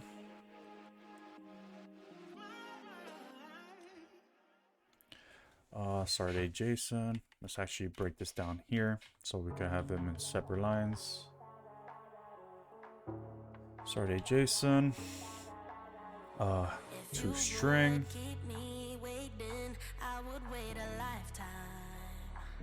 Update sub unwrap, and we should be good. This should be perfectly fine. Nobody's meant to be fighting alone. That's why I'm taking you home. I never felt something like this before. No. Keep coming back for your time after time. All right, so now we have to build this API endpoint, which will be within our payment controller.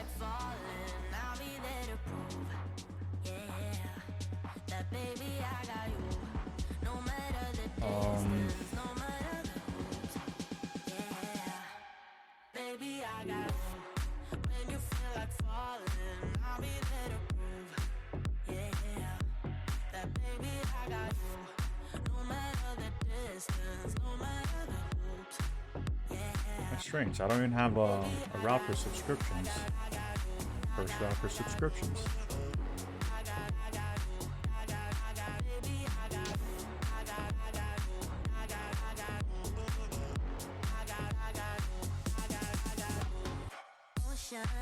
In between us, still I feel your heartbeat. There's something about you, baby, that makes me feel complete.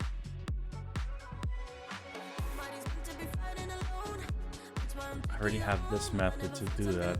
Card set primary.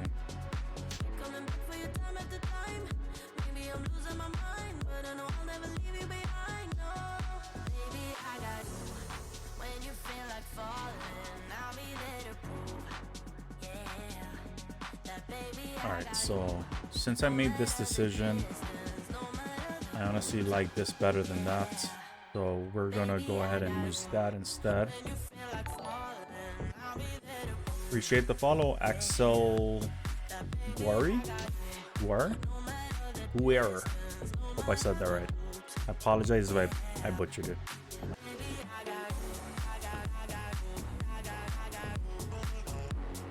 Set as primary. So we have this.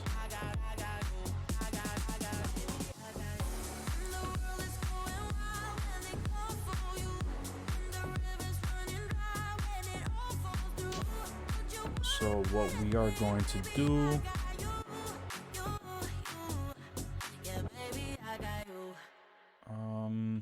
how would we do this?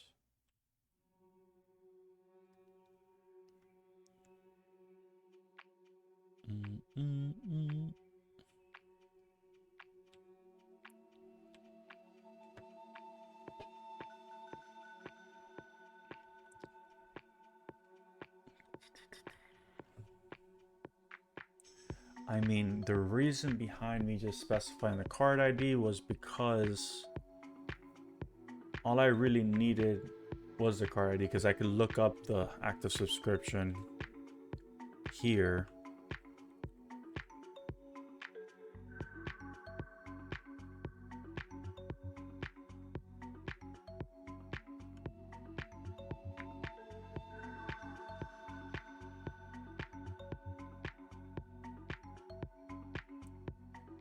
I think it's fine.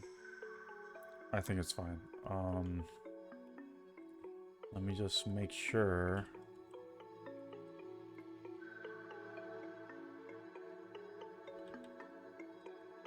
Yeah, that's what I was looking for. So instead of us using this, we're gonna do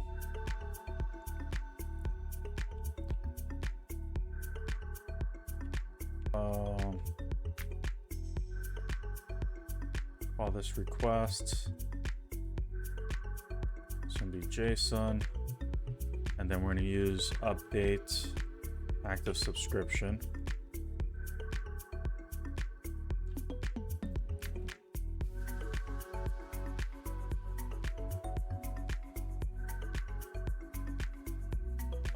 Get. I'm pretty sure I have a method here that will allow me to get built so much already, so I'll kind of have to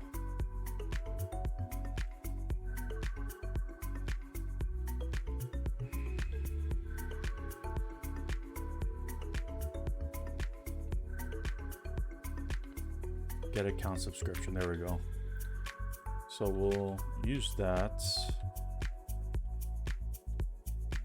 So I don't need to do this. I could just say get account subscription. And now we should have our subscription here.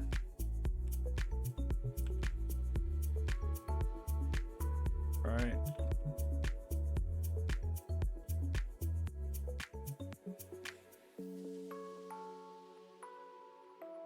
Which is an ID. Well, is that the right ID? I think what we're looking for is Stripe subscription ID. And then we'll just say sub ID.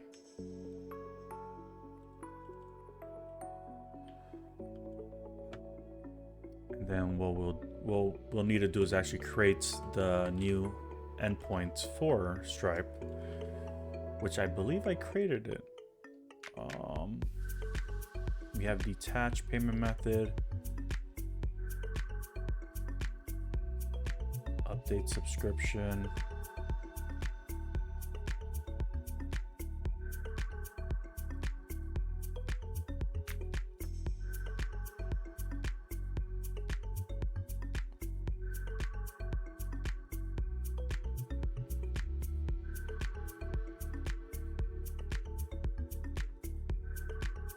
price plan.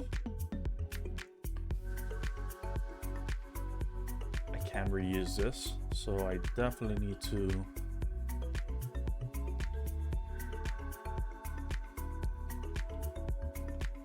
I'm gonna have to create. We have add card, create card, update card, payments.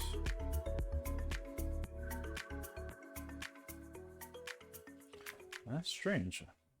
I don't have an update card.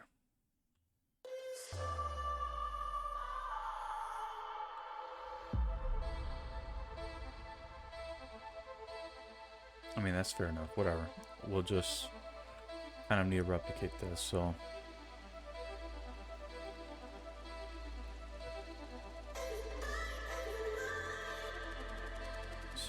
pub async.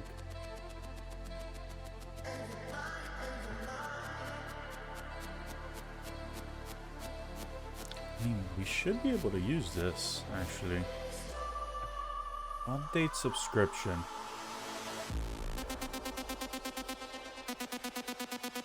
Item request.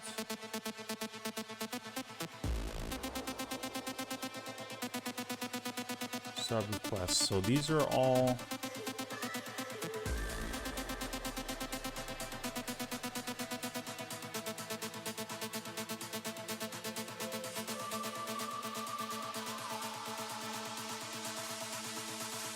really, this function right here should be the one that handles everything that has to do with update. But for whatever reason, I kind of incorporated two actions in here.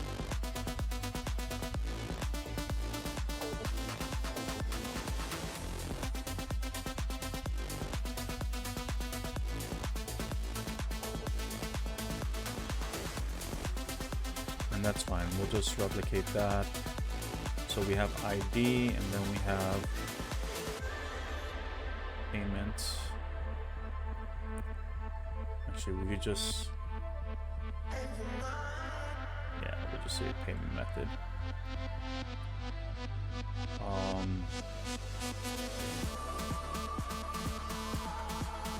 Get subscription.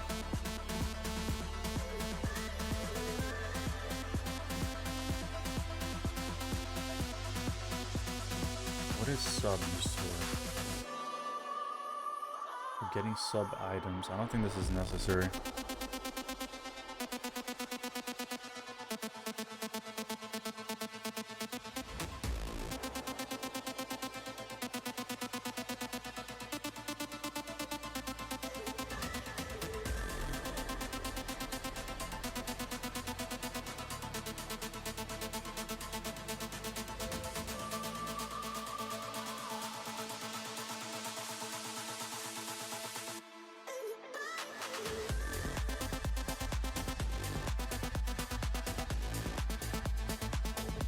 ID. Why did I do this initially? This just doesn't feel.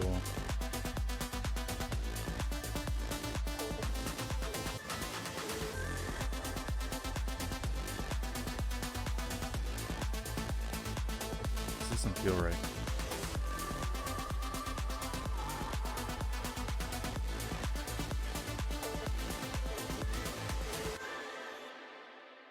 Item requirements. Why would I even do that?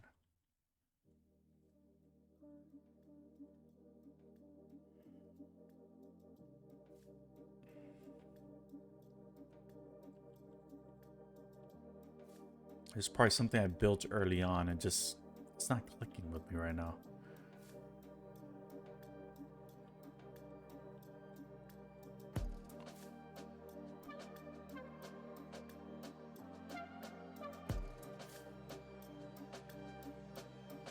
I know what it's trying to do.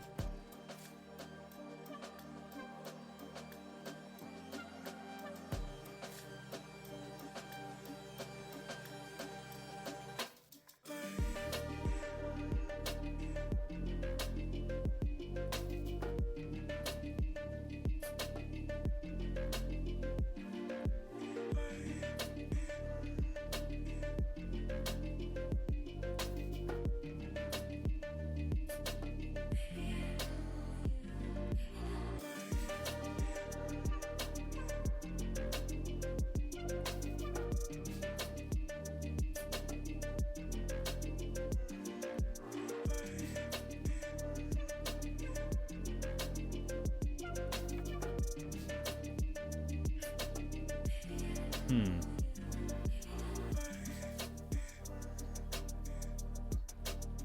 know what I have to do, but it's just doesn't.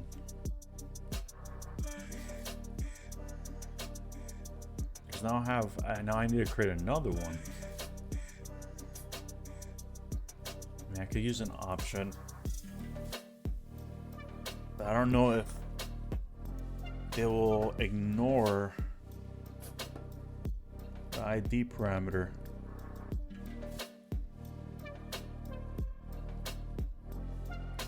Oh, what I can do. Take. Perfect, yeah.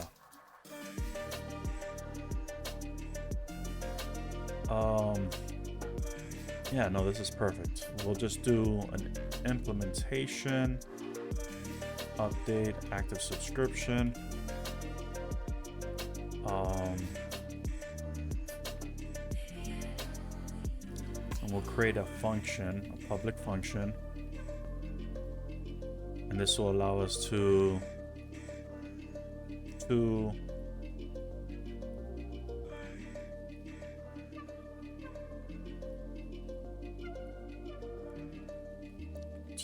up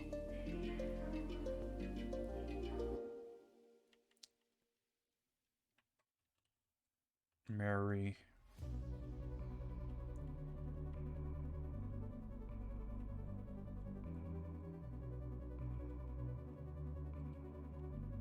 I don't know.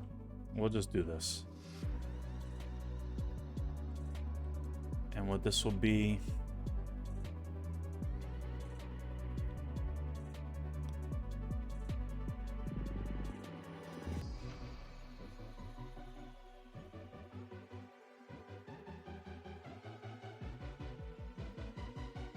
ID name,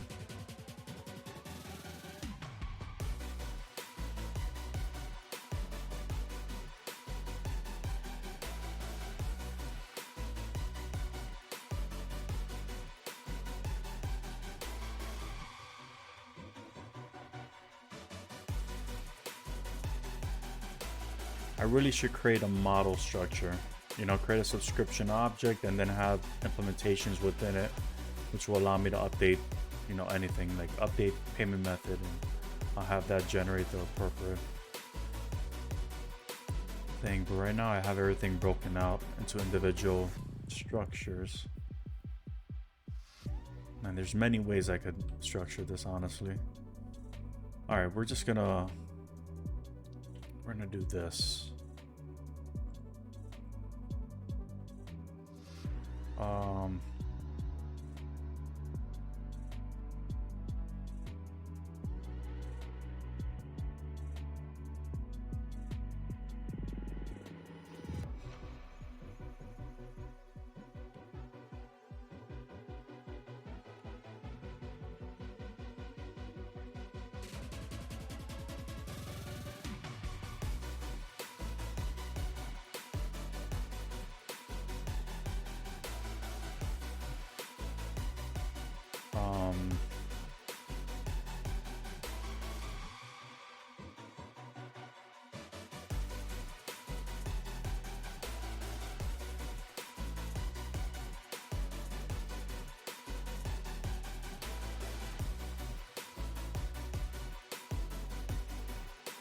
Ooh, that's gonna be an issue. All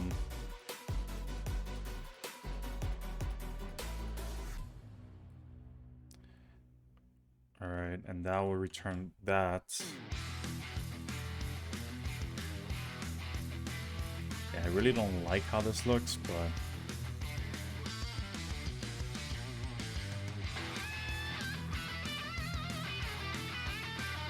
I think it's fine.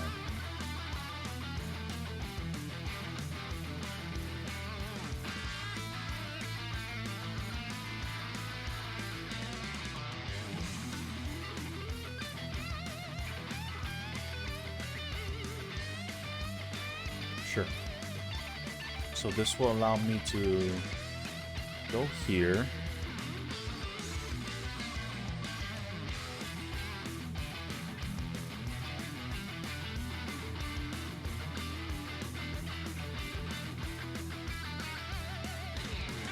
I could probably pass it just directly.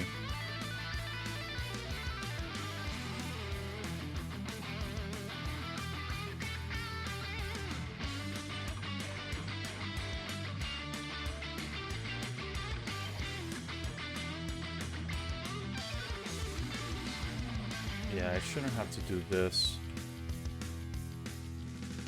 So I'm doing the check outside of here. This is unnecessary. Unnecessary, unnecessary.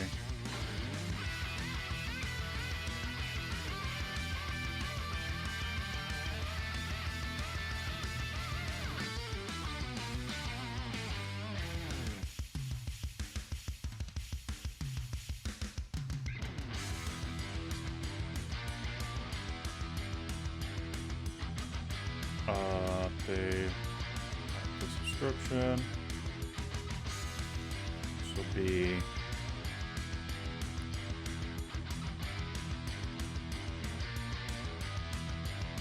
all right.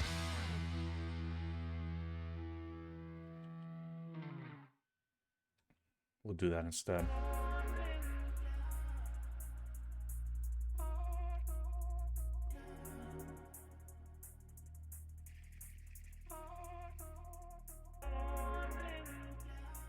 Sub. End of the file. Payment controller.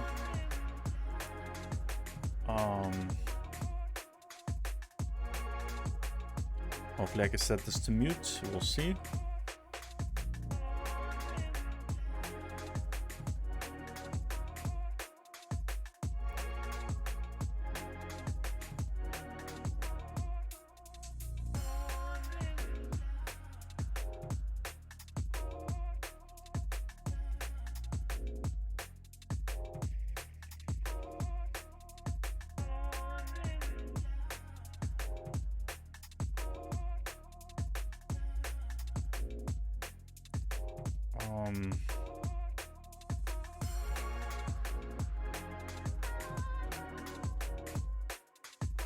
I don't like this.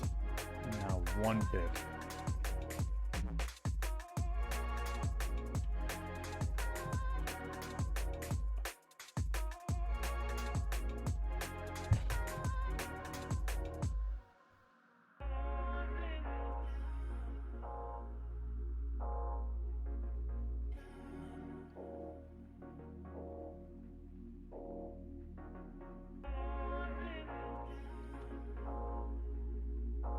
Do not like this one bit.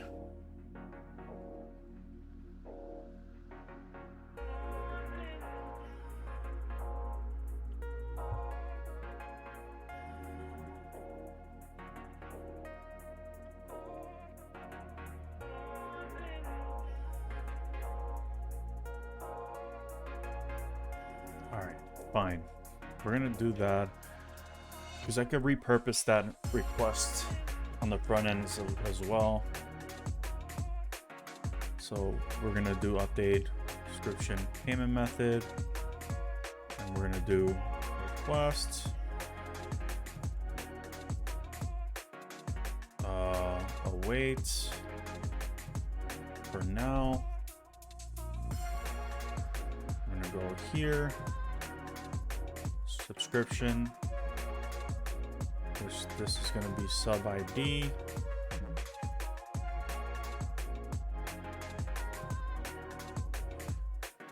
And then this will simply be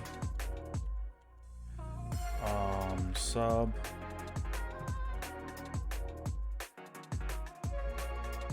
be this.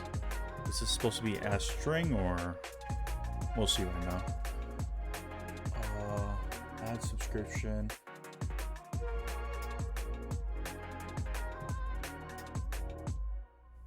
There's multiple errors. Controller 1335. What's going on here?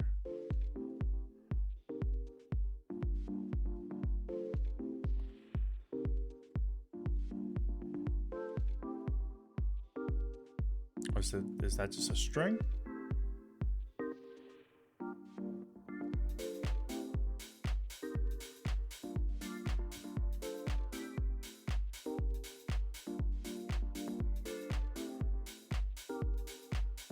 Yep.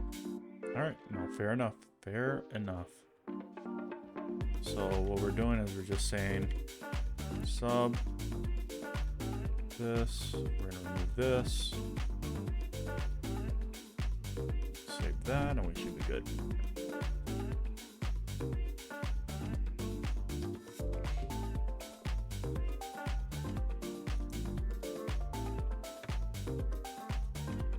So there's still an error. 132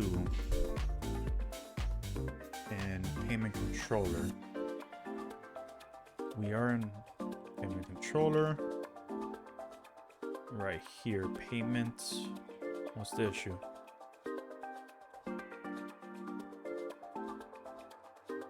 No method. Did I accidentally? No, it's. What are you talking about?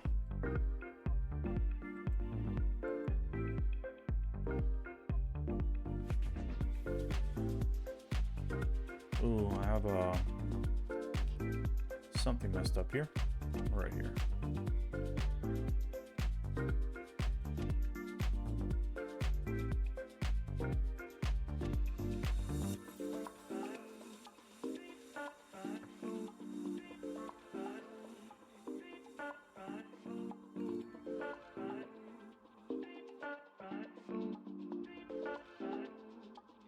There's one more issue, unexpected. Oh, I have to use inner.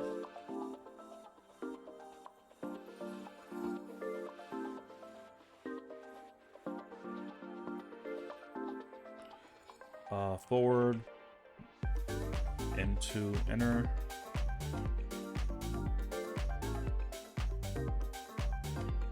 All right, there we go. All right, we can now adjust and fix our front end. Right all.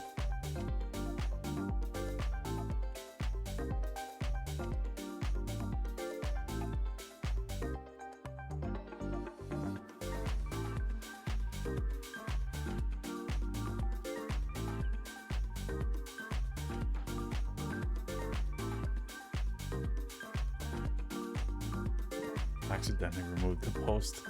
That's hilarious.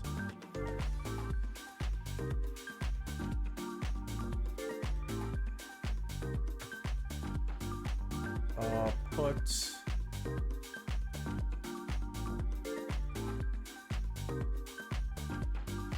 I mean, it literally shares the same structure as this, so I could just do that.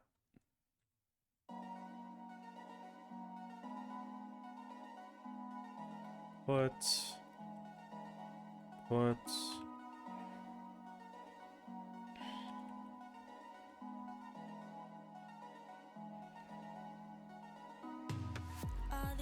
compiling components. Perfect. Yeah, that works. It wasn't easy, but we worked it out. All those tears, ups and downs. I swear it's been the best ride of my life. Look at where we are now, baby. Only blue skies ahead. And it wasn't all bad, baby. Look at where we began. Making out in my room, nobody had a clue. Sneaking out past curfew, we were only 17. Cool. All right, so we should secretly be doing everything we need to do. Let me make sure. All right, so we're in our payment service. Update payment method. Yeah, we're still not setting it. So self.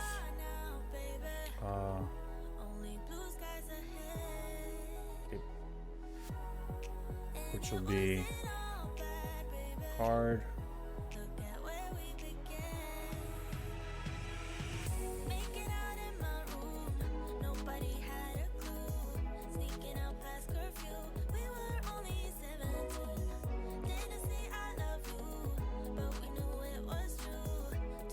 Oh, is that default?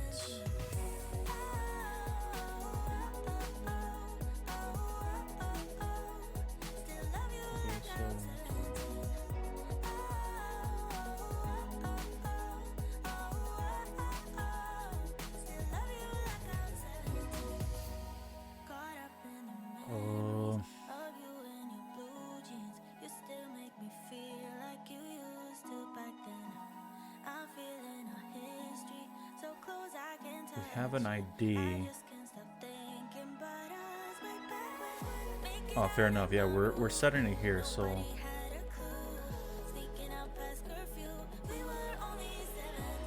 we should be emitting it.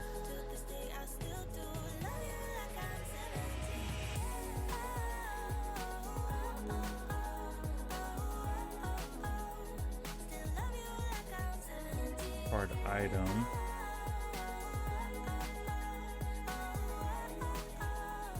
Thing is, on load, we're getting. I shouldn't want you, I shouldn't need you, but I'm afraid that's not up to me. Cause when I hear you sing through my speakers, it's like my mind takes a hold of me. I've tried shutting you off for some time now, but I'm still hearing your voice in my head. Is this secretly in our accounts page?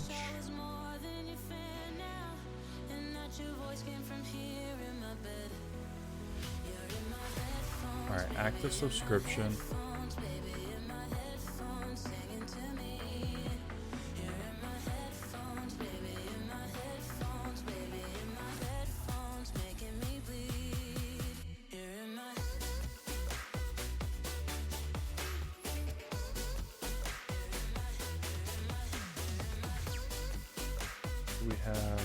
We only have payment action here. Payment service. Do I have?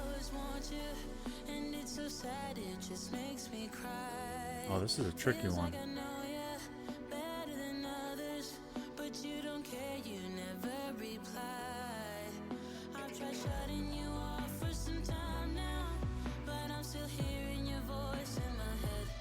Actually, no, I take that back.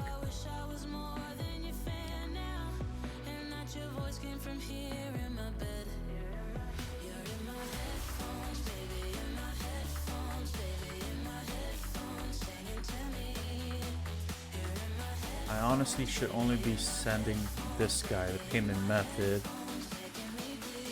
I shouldn't have to provide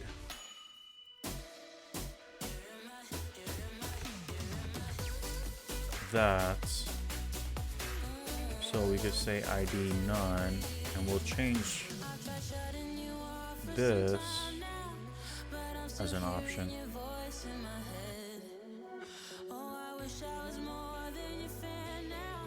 It's a bit of overhead here, but that's fine.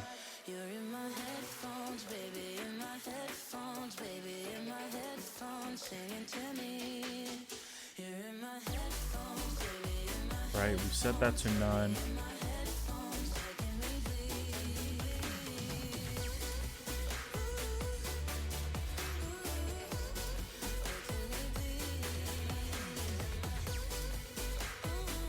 We're generating that, parsing the JavaScript. That's fine, we're sending that. So we're only passing the payment method, and then we're setting the ID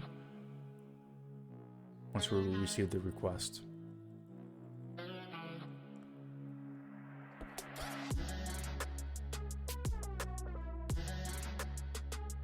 I think this should work.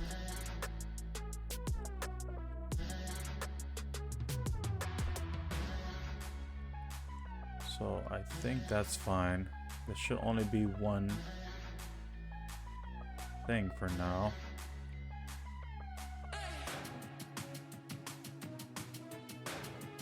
Alright, so our toggle event should now toggle that API call. Well, that was a doozy, right?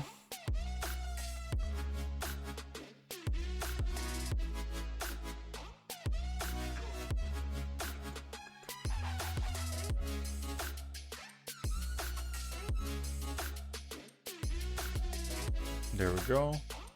We got a response. Make sure that was the right response.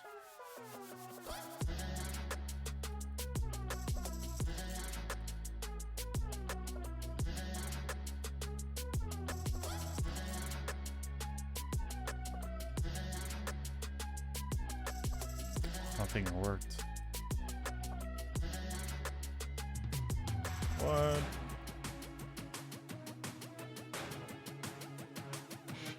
Is it triggering the wrong thing? Update sub payment method. Set defaults.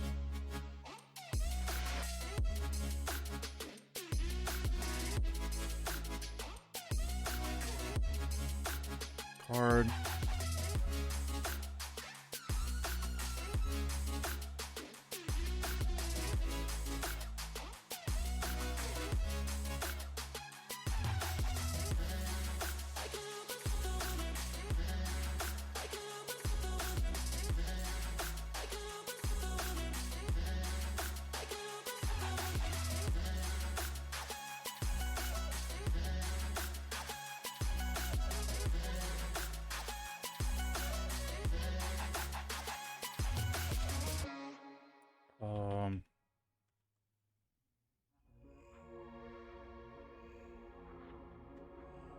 Oh, that's why.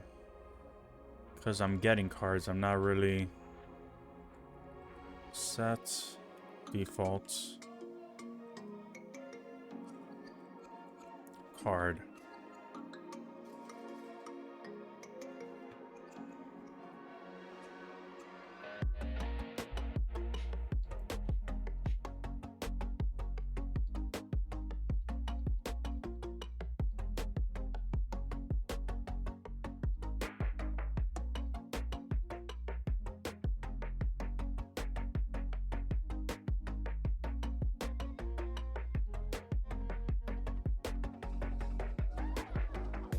Alright, we should now be able to trigger, or we got an error, which is a good start.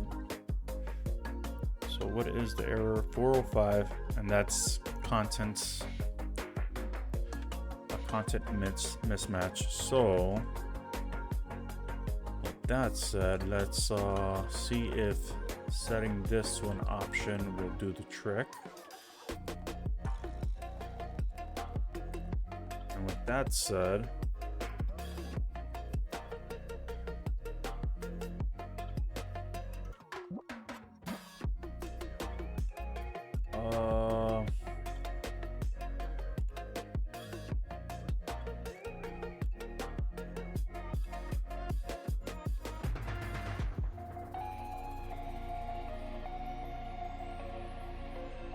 that's fine.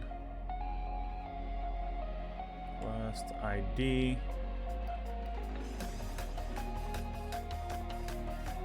Some. Pass this here.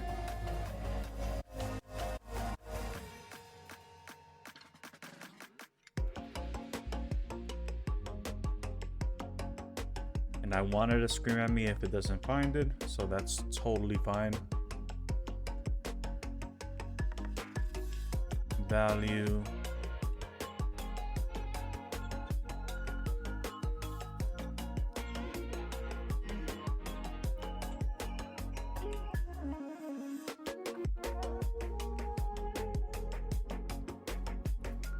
I mean, that's fine.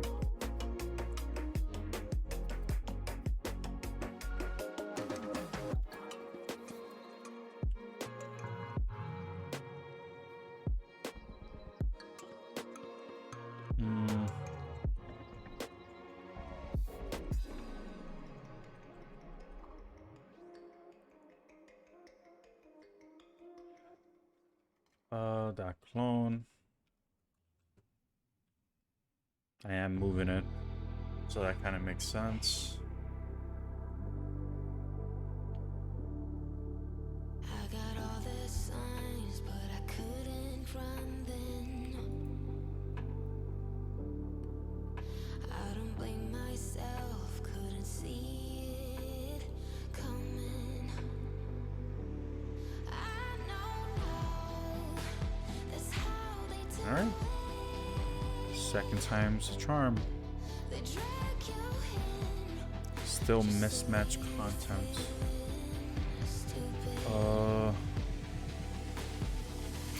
What's the payload? Null.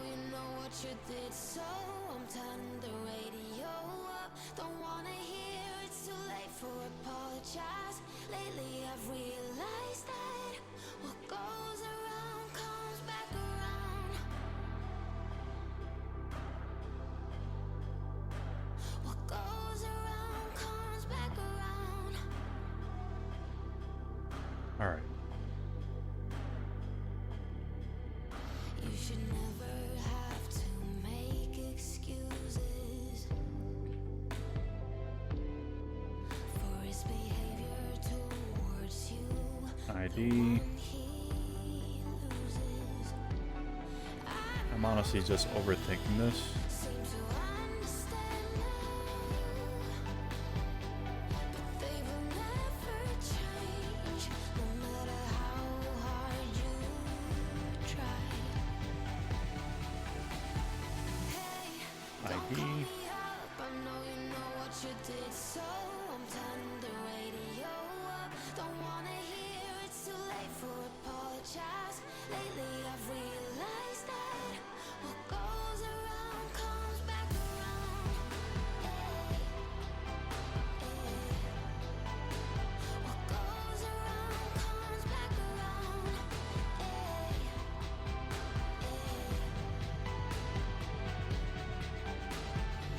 Looks so pretty on the outside, got the eyes of an innocent one. You can never tell Sub. first glance. Um, They'll never save the actually, this is sub ID.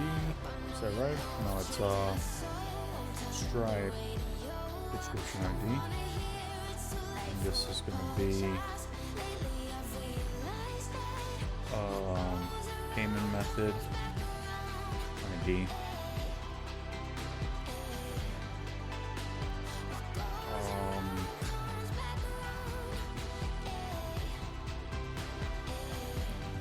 That's fine.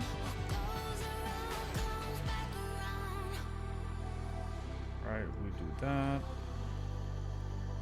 This should be fine. Okay, so with that said, we should be able to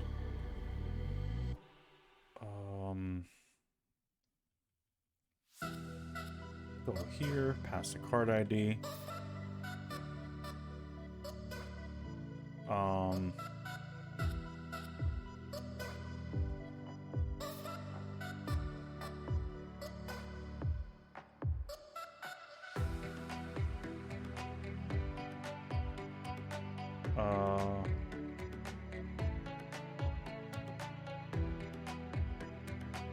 Totally fine.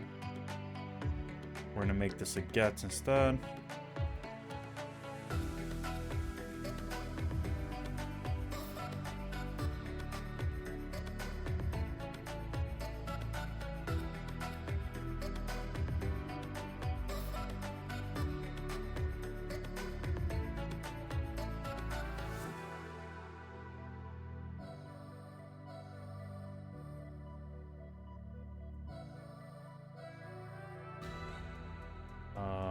Yep, that's perfect. Oh. It probably did work. I just was using a post and I was looking for a get. Whatever, I'm already down this out. So I'm not worried too much about it anymore.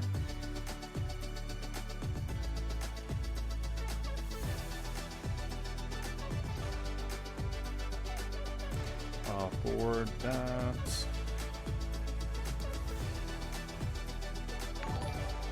Appreciate the follow, Mezzy. Update. Sub.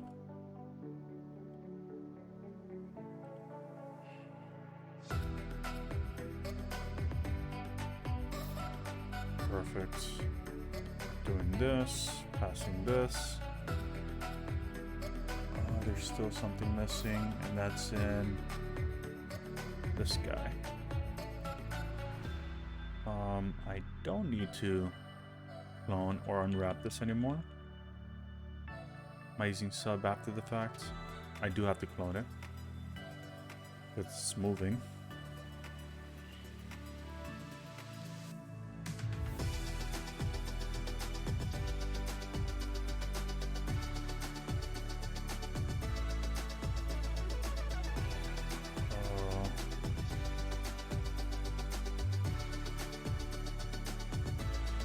That's a string.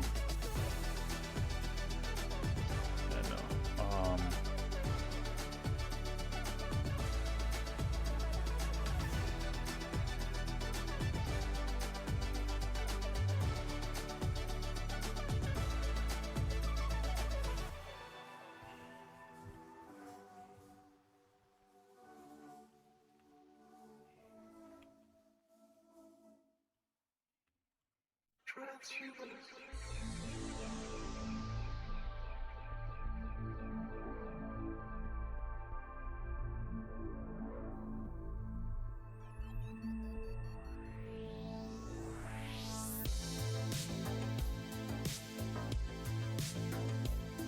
Oh, what am I doing? Duh.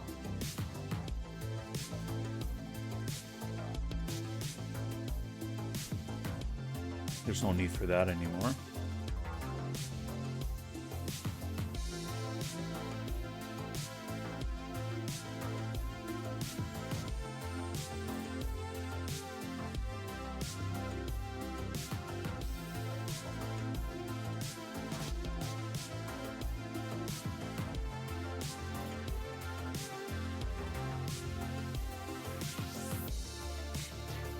What's up, Ben? Ben, I don't want to say that incorrectly. It sounds inappropriate. Then Dong 97.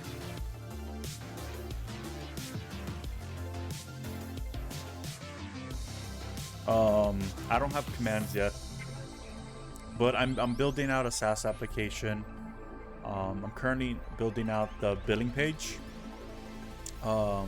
In particular, I'm building out the set default payment action for these payment methods here, which we just think we got a good response from. We did get a 401 error.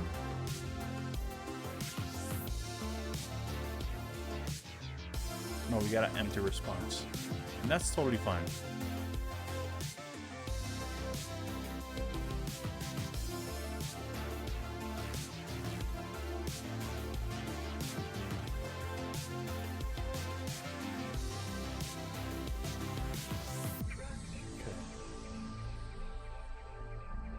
So what I really need to figure out, I have to go to our card object and make sure that,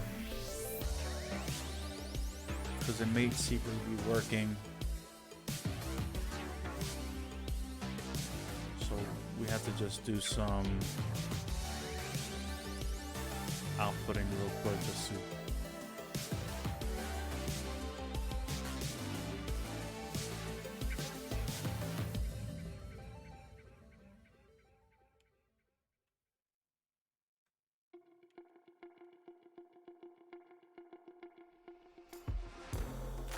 Took me for granted. do. Don't recognize you anymore. Once we didn't caring.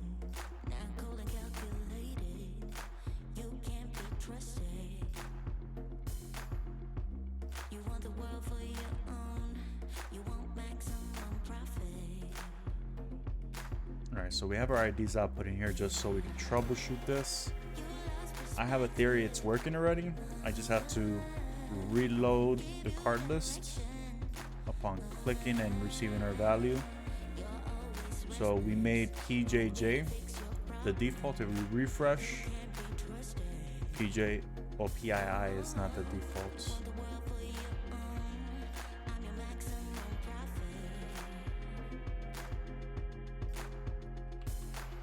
PII should be the default now. Cards.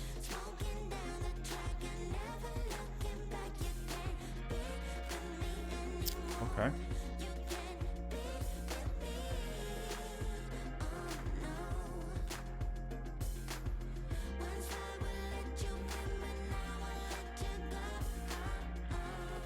All right, so payment controller.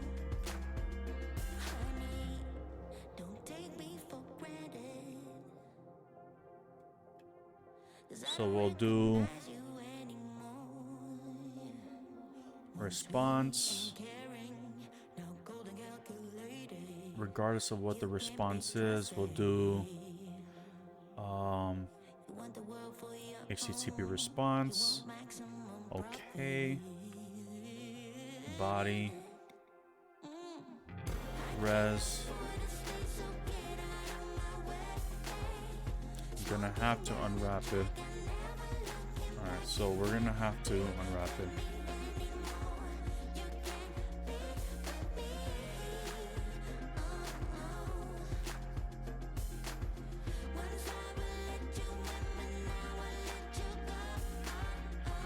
Fine, we'll do that. If that.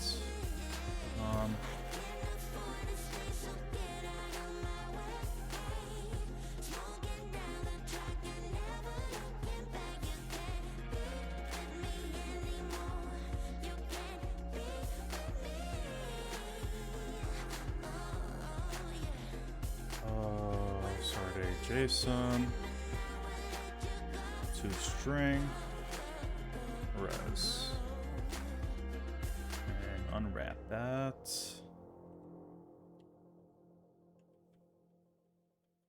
We'll just return this explicitly.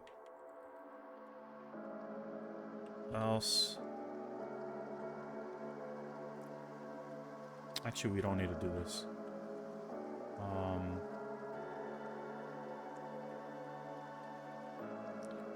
HTTP response, add requests, body.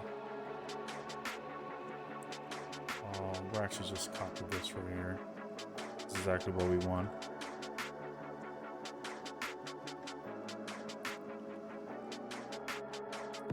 And that's if an error occurs.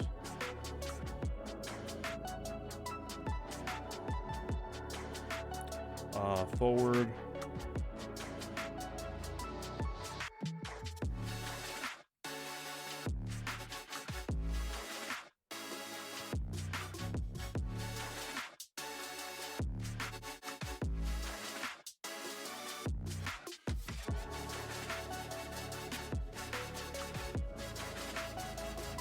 Let's try this again.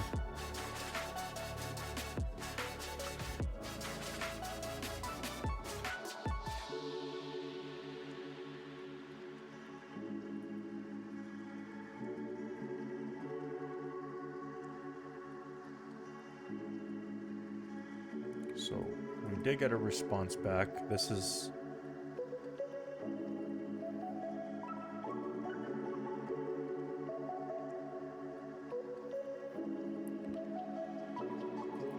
why do I secretly think it's not being, the request isn't being sent?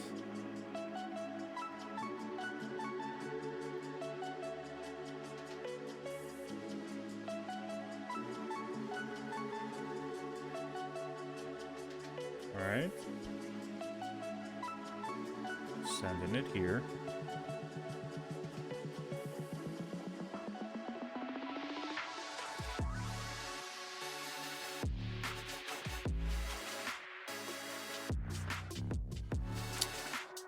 Oh, it's because I have this.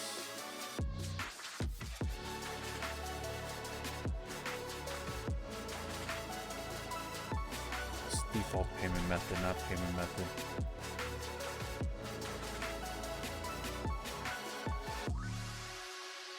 Alright, so that should work. So it does ignore any field that it doesn't take. That's good to know.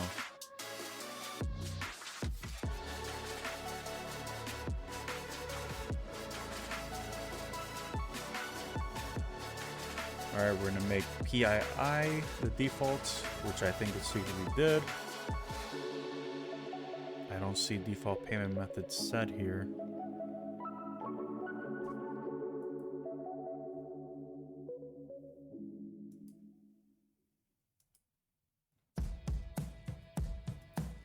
Response.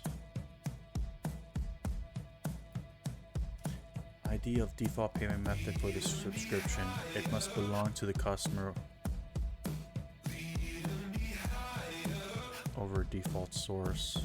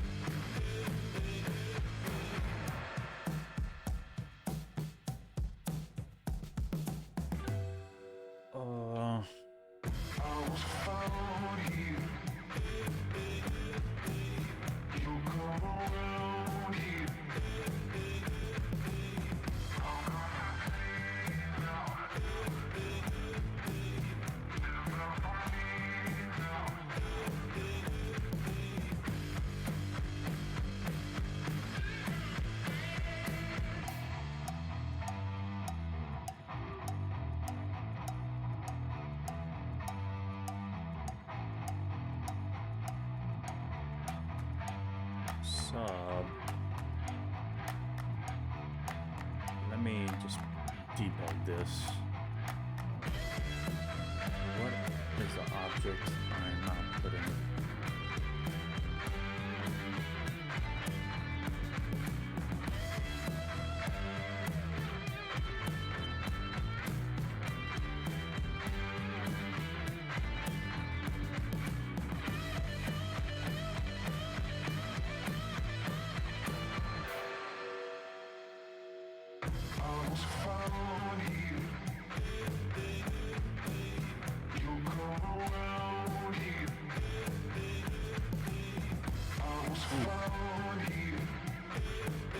Lots of thunder outside.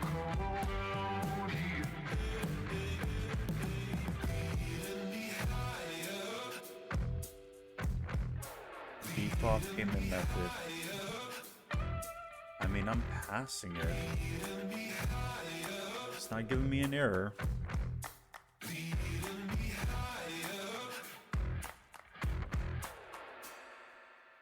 I wonder. This is a post.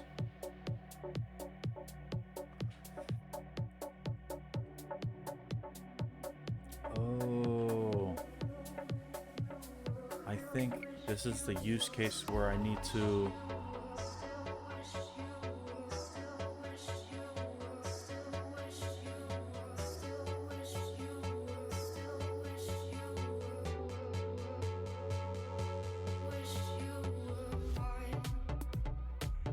I may have to do this,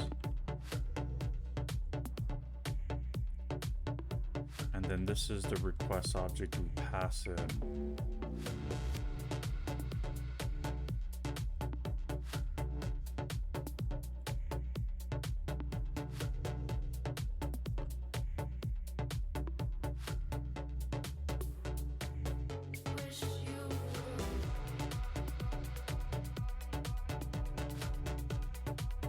Now it kind of makes sense why I structured it the way I structured it. Because I wasn't reusing it, because I kind of need a poster like this to mimic a form submission.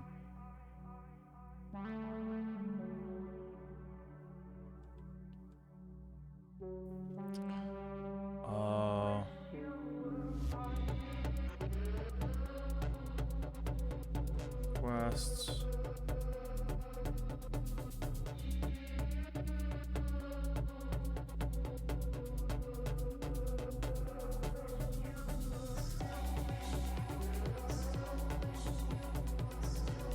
Oh yeah, form.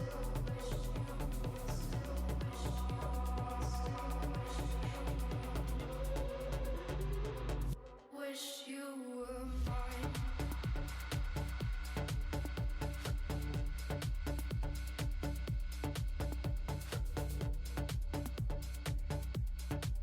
I mean, it's still sending me back an object, but I might just be sending it a new form, so it doesn't really have the corporate field to update. Yeah, this is gonna work. This is for sure gonna work. All right, so we got an error, which is great. What is the error? Missing field customer.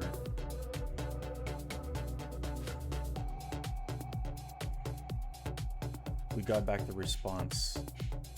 So that means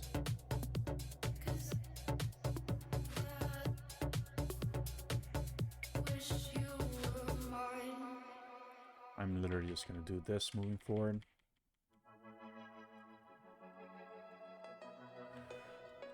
Await.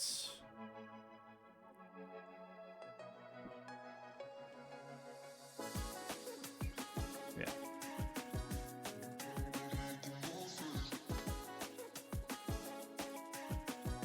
Match. We will just do this. This will be okay. Response.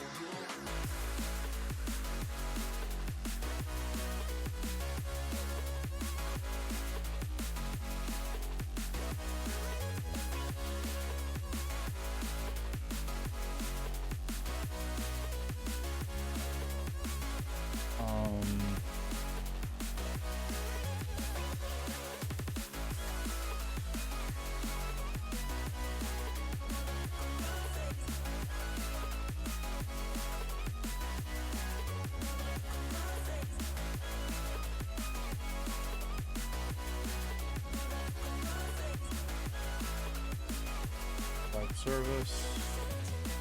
Where are you? Oh yeah, that's fair enough.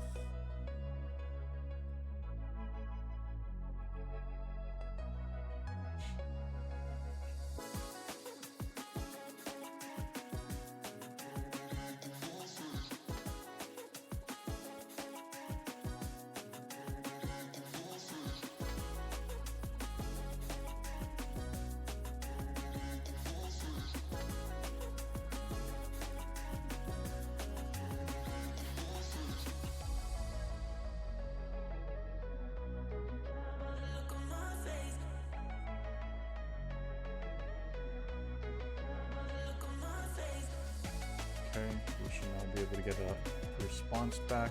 I don't have preserve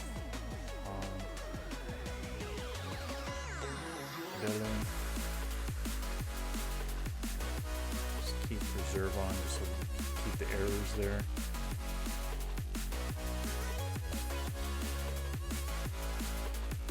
So it might be passing, but it may just not be the response that was intended. Let's see.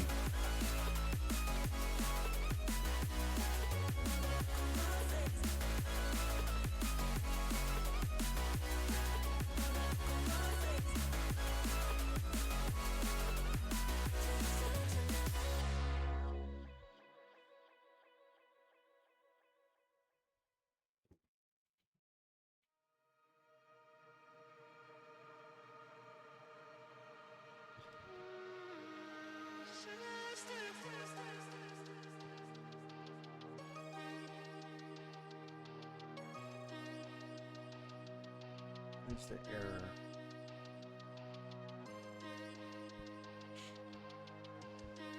Let's see. Let's do this. Let's do text.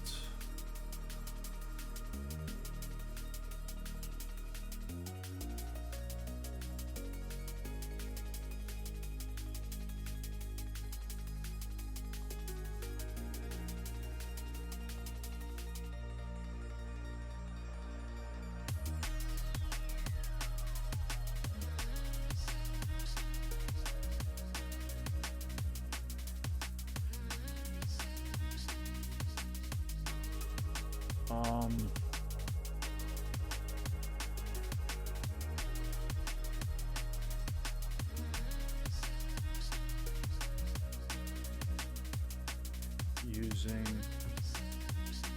it doesn't implement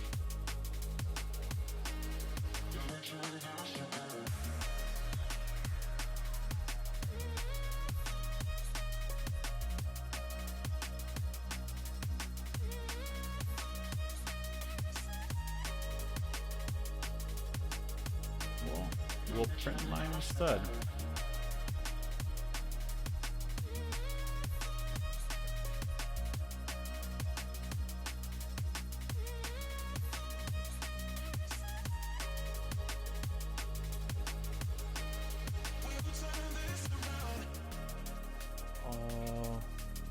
Oh, true. We'll turn this around. We'll turn this around.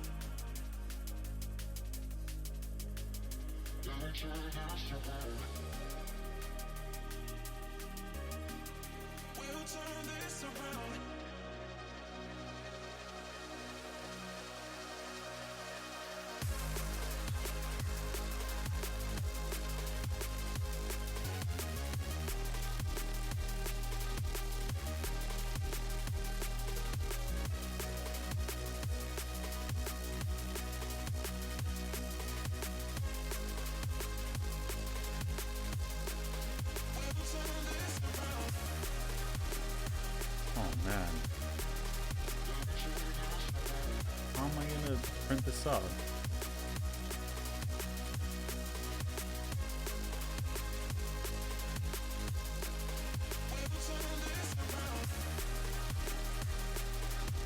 Oh, it's an await. Damn it.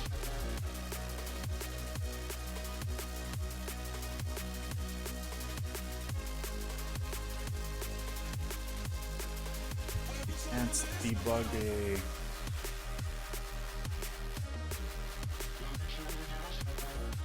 Alright, yeah. We're just gonna go like this real quick. I'm gonna say none. And that should be fine.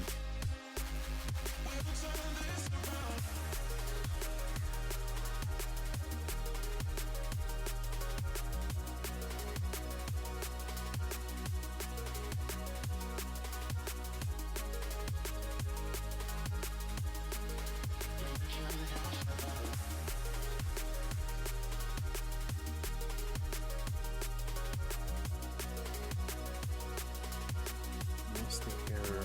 No such payment method. Resource missing.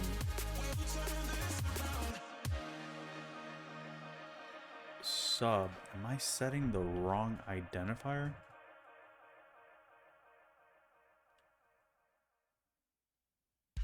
Oh man, I am. Oh boy.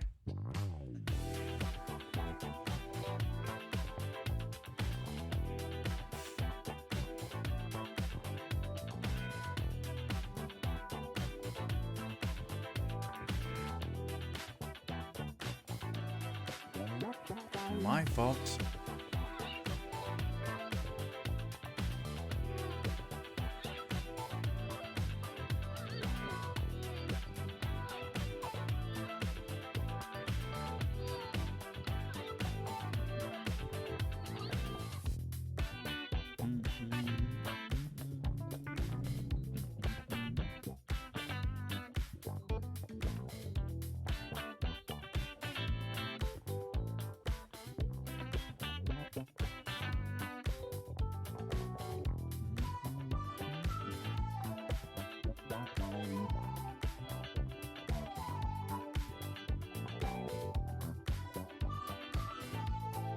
that was a success. Yep, it updated the default. So now the PII should be the one at the top. I would assume.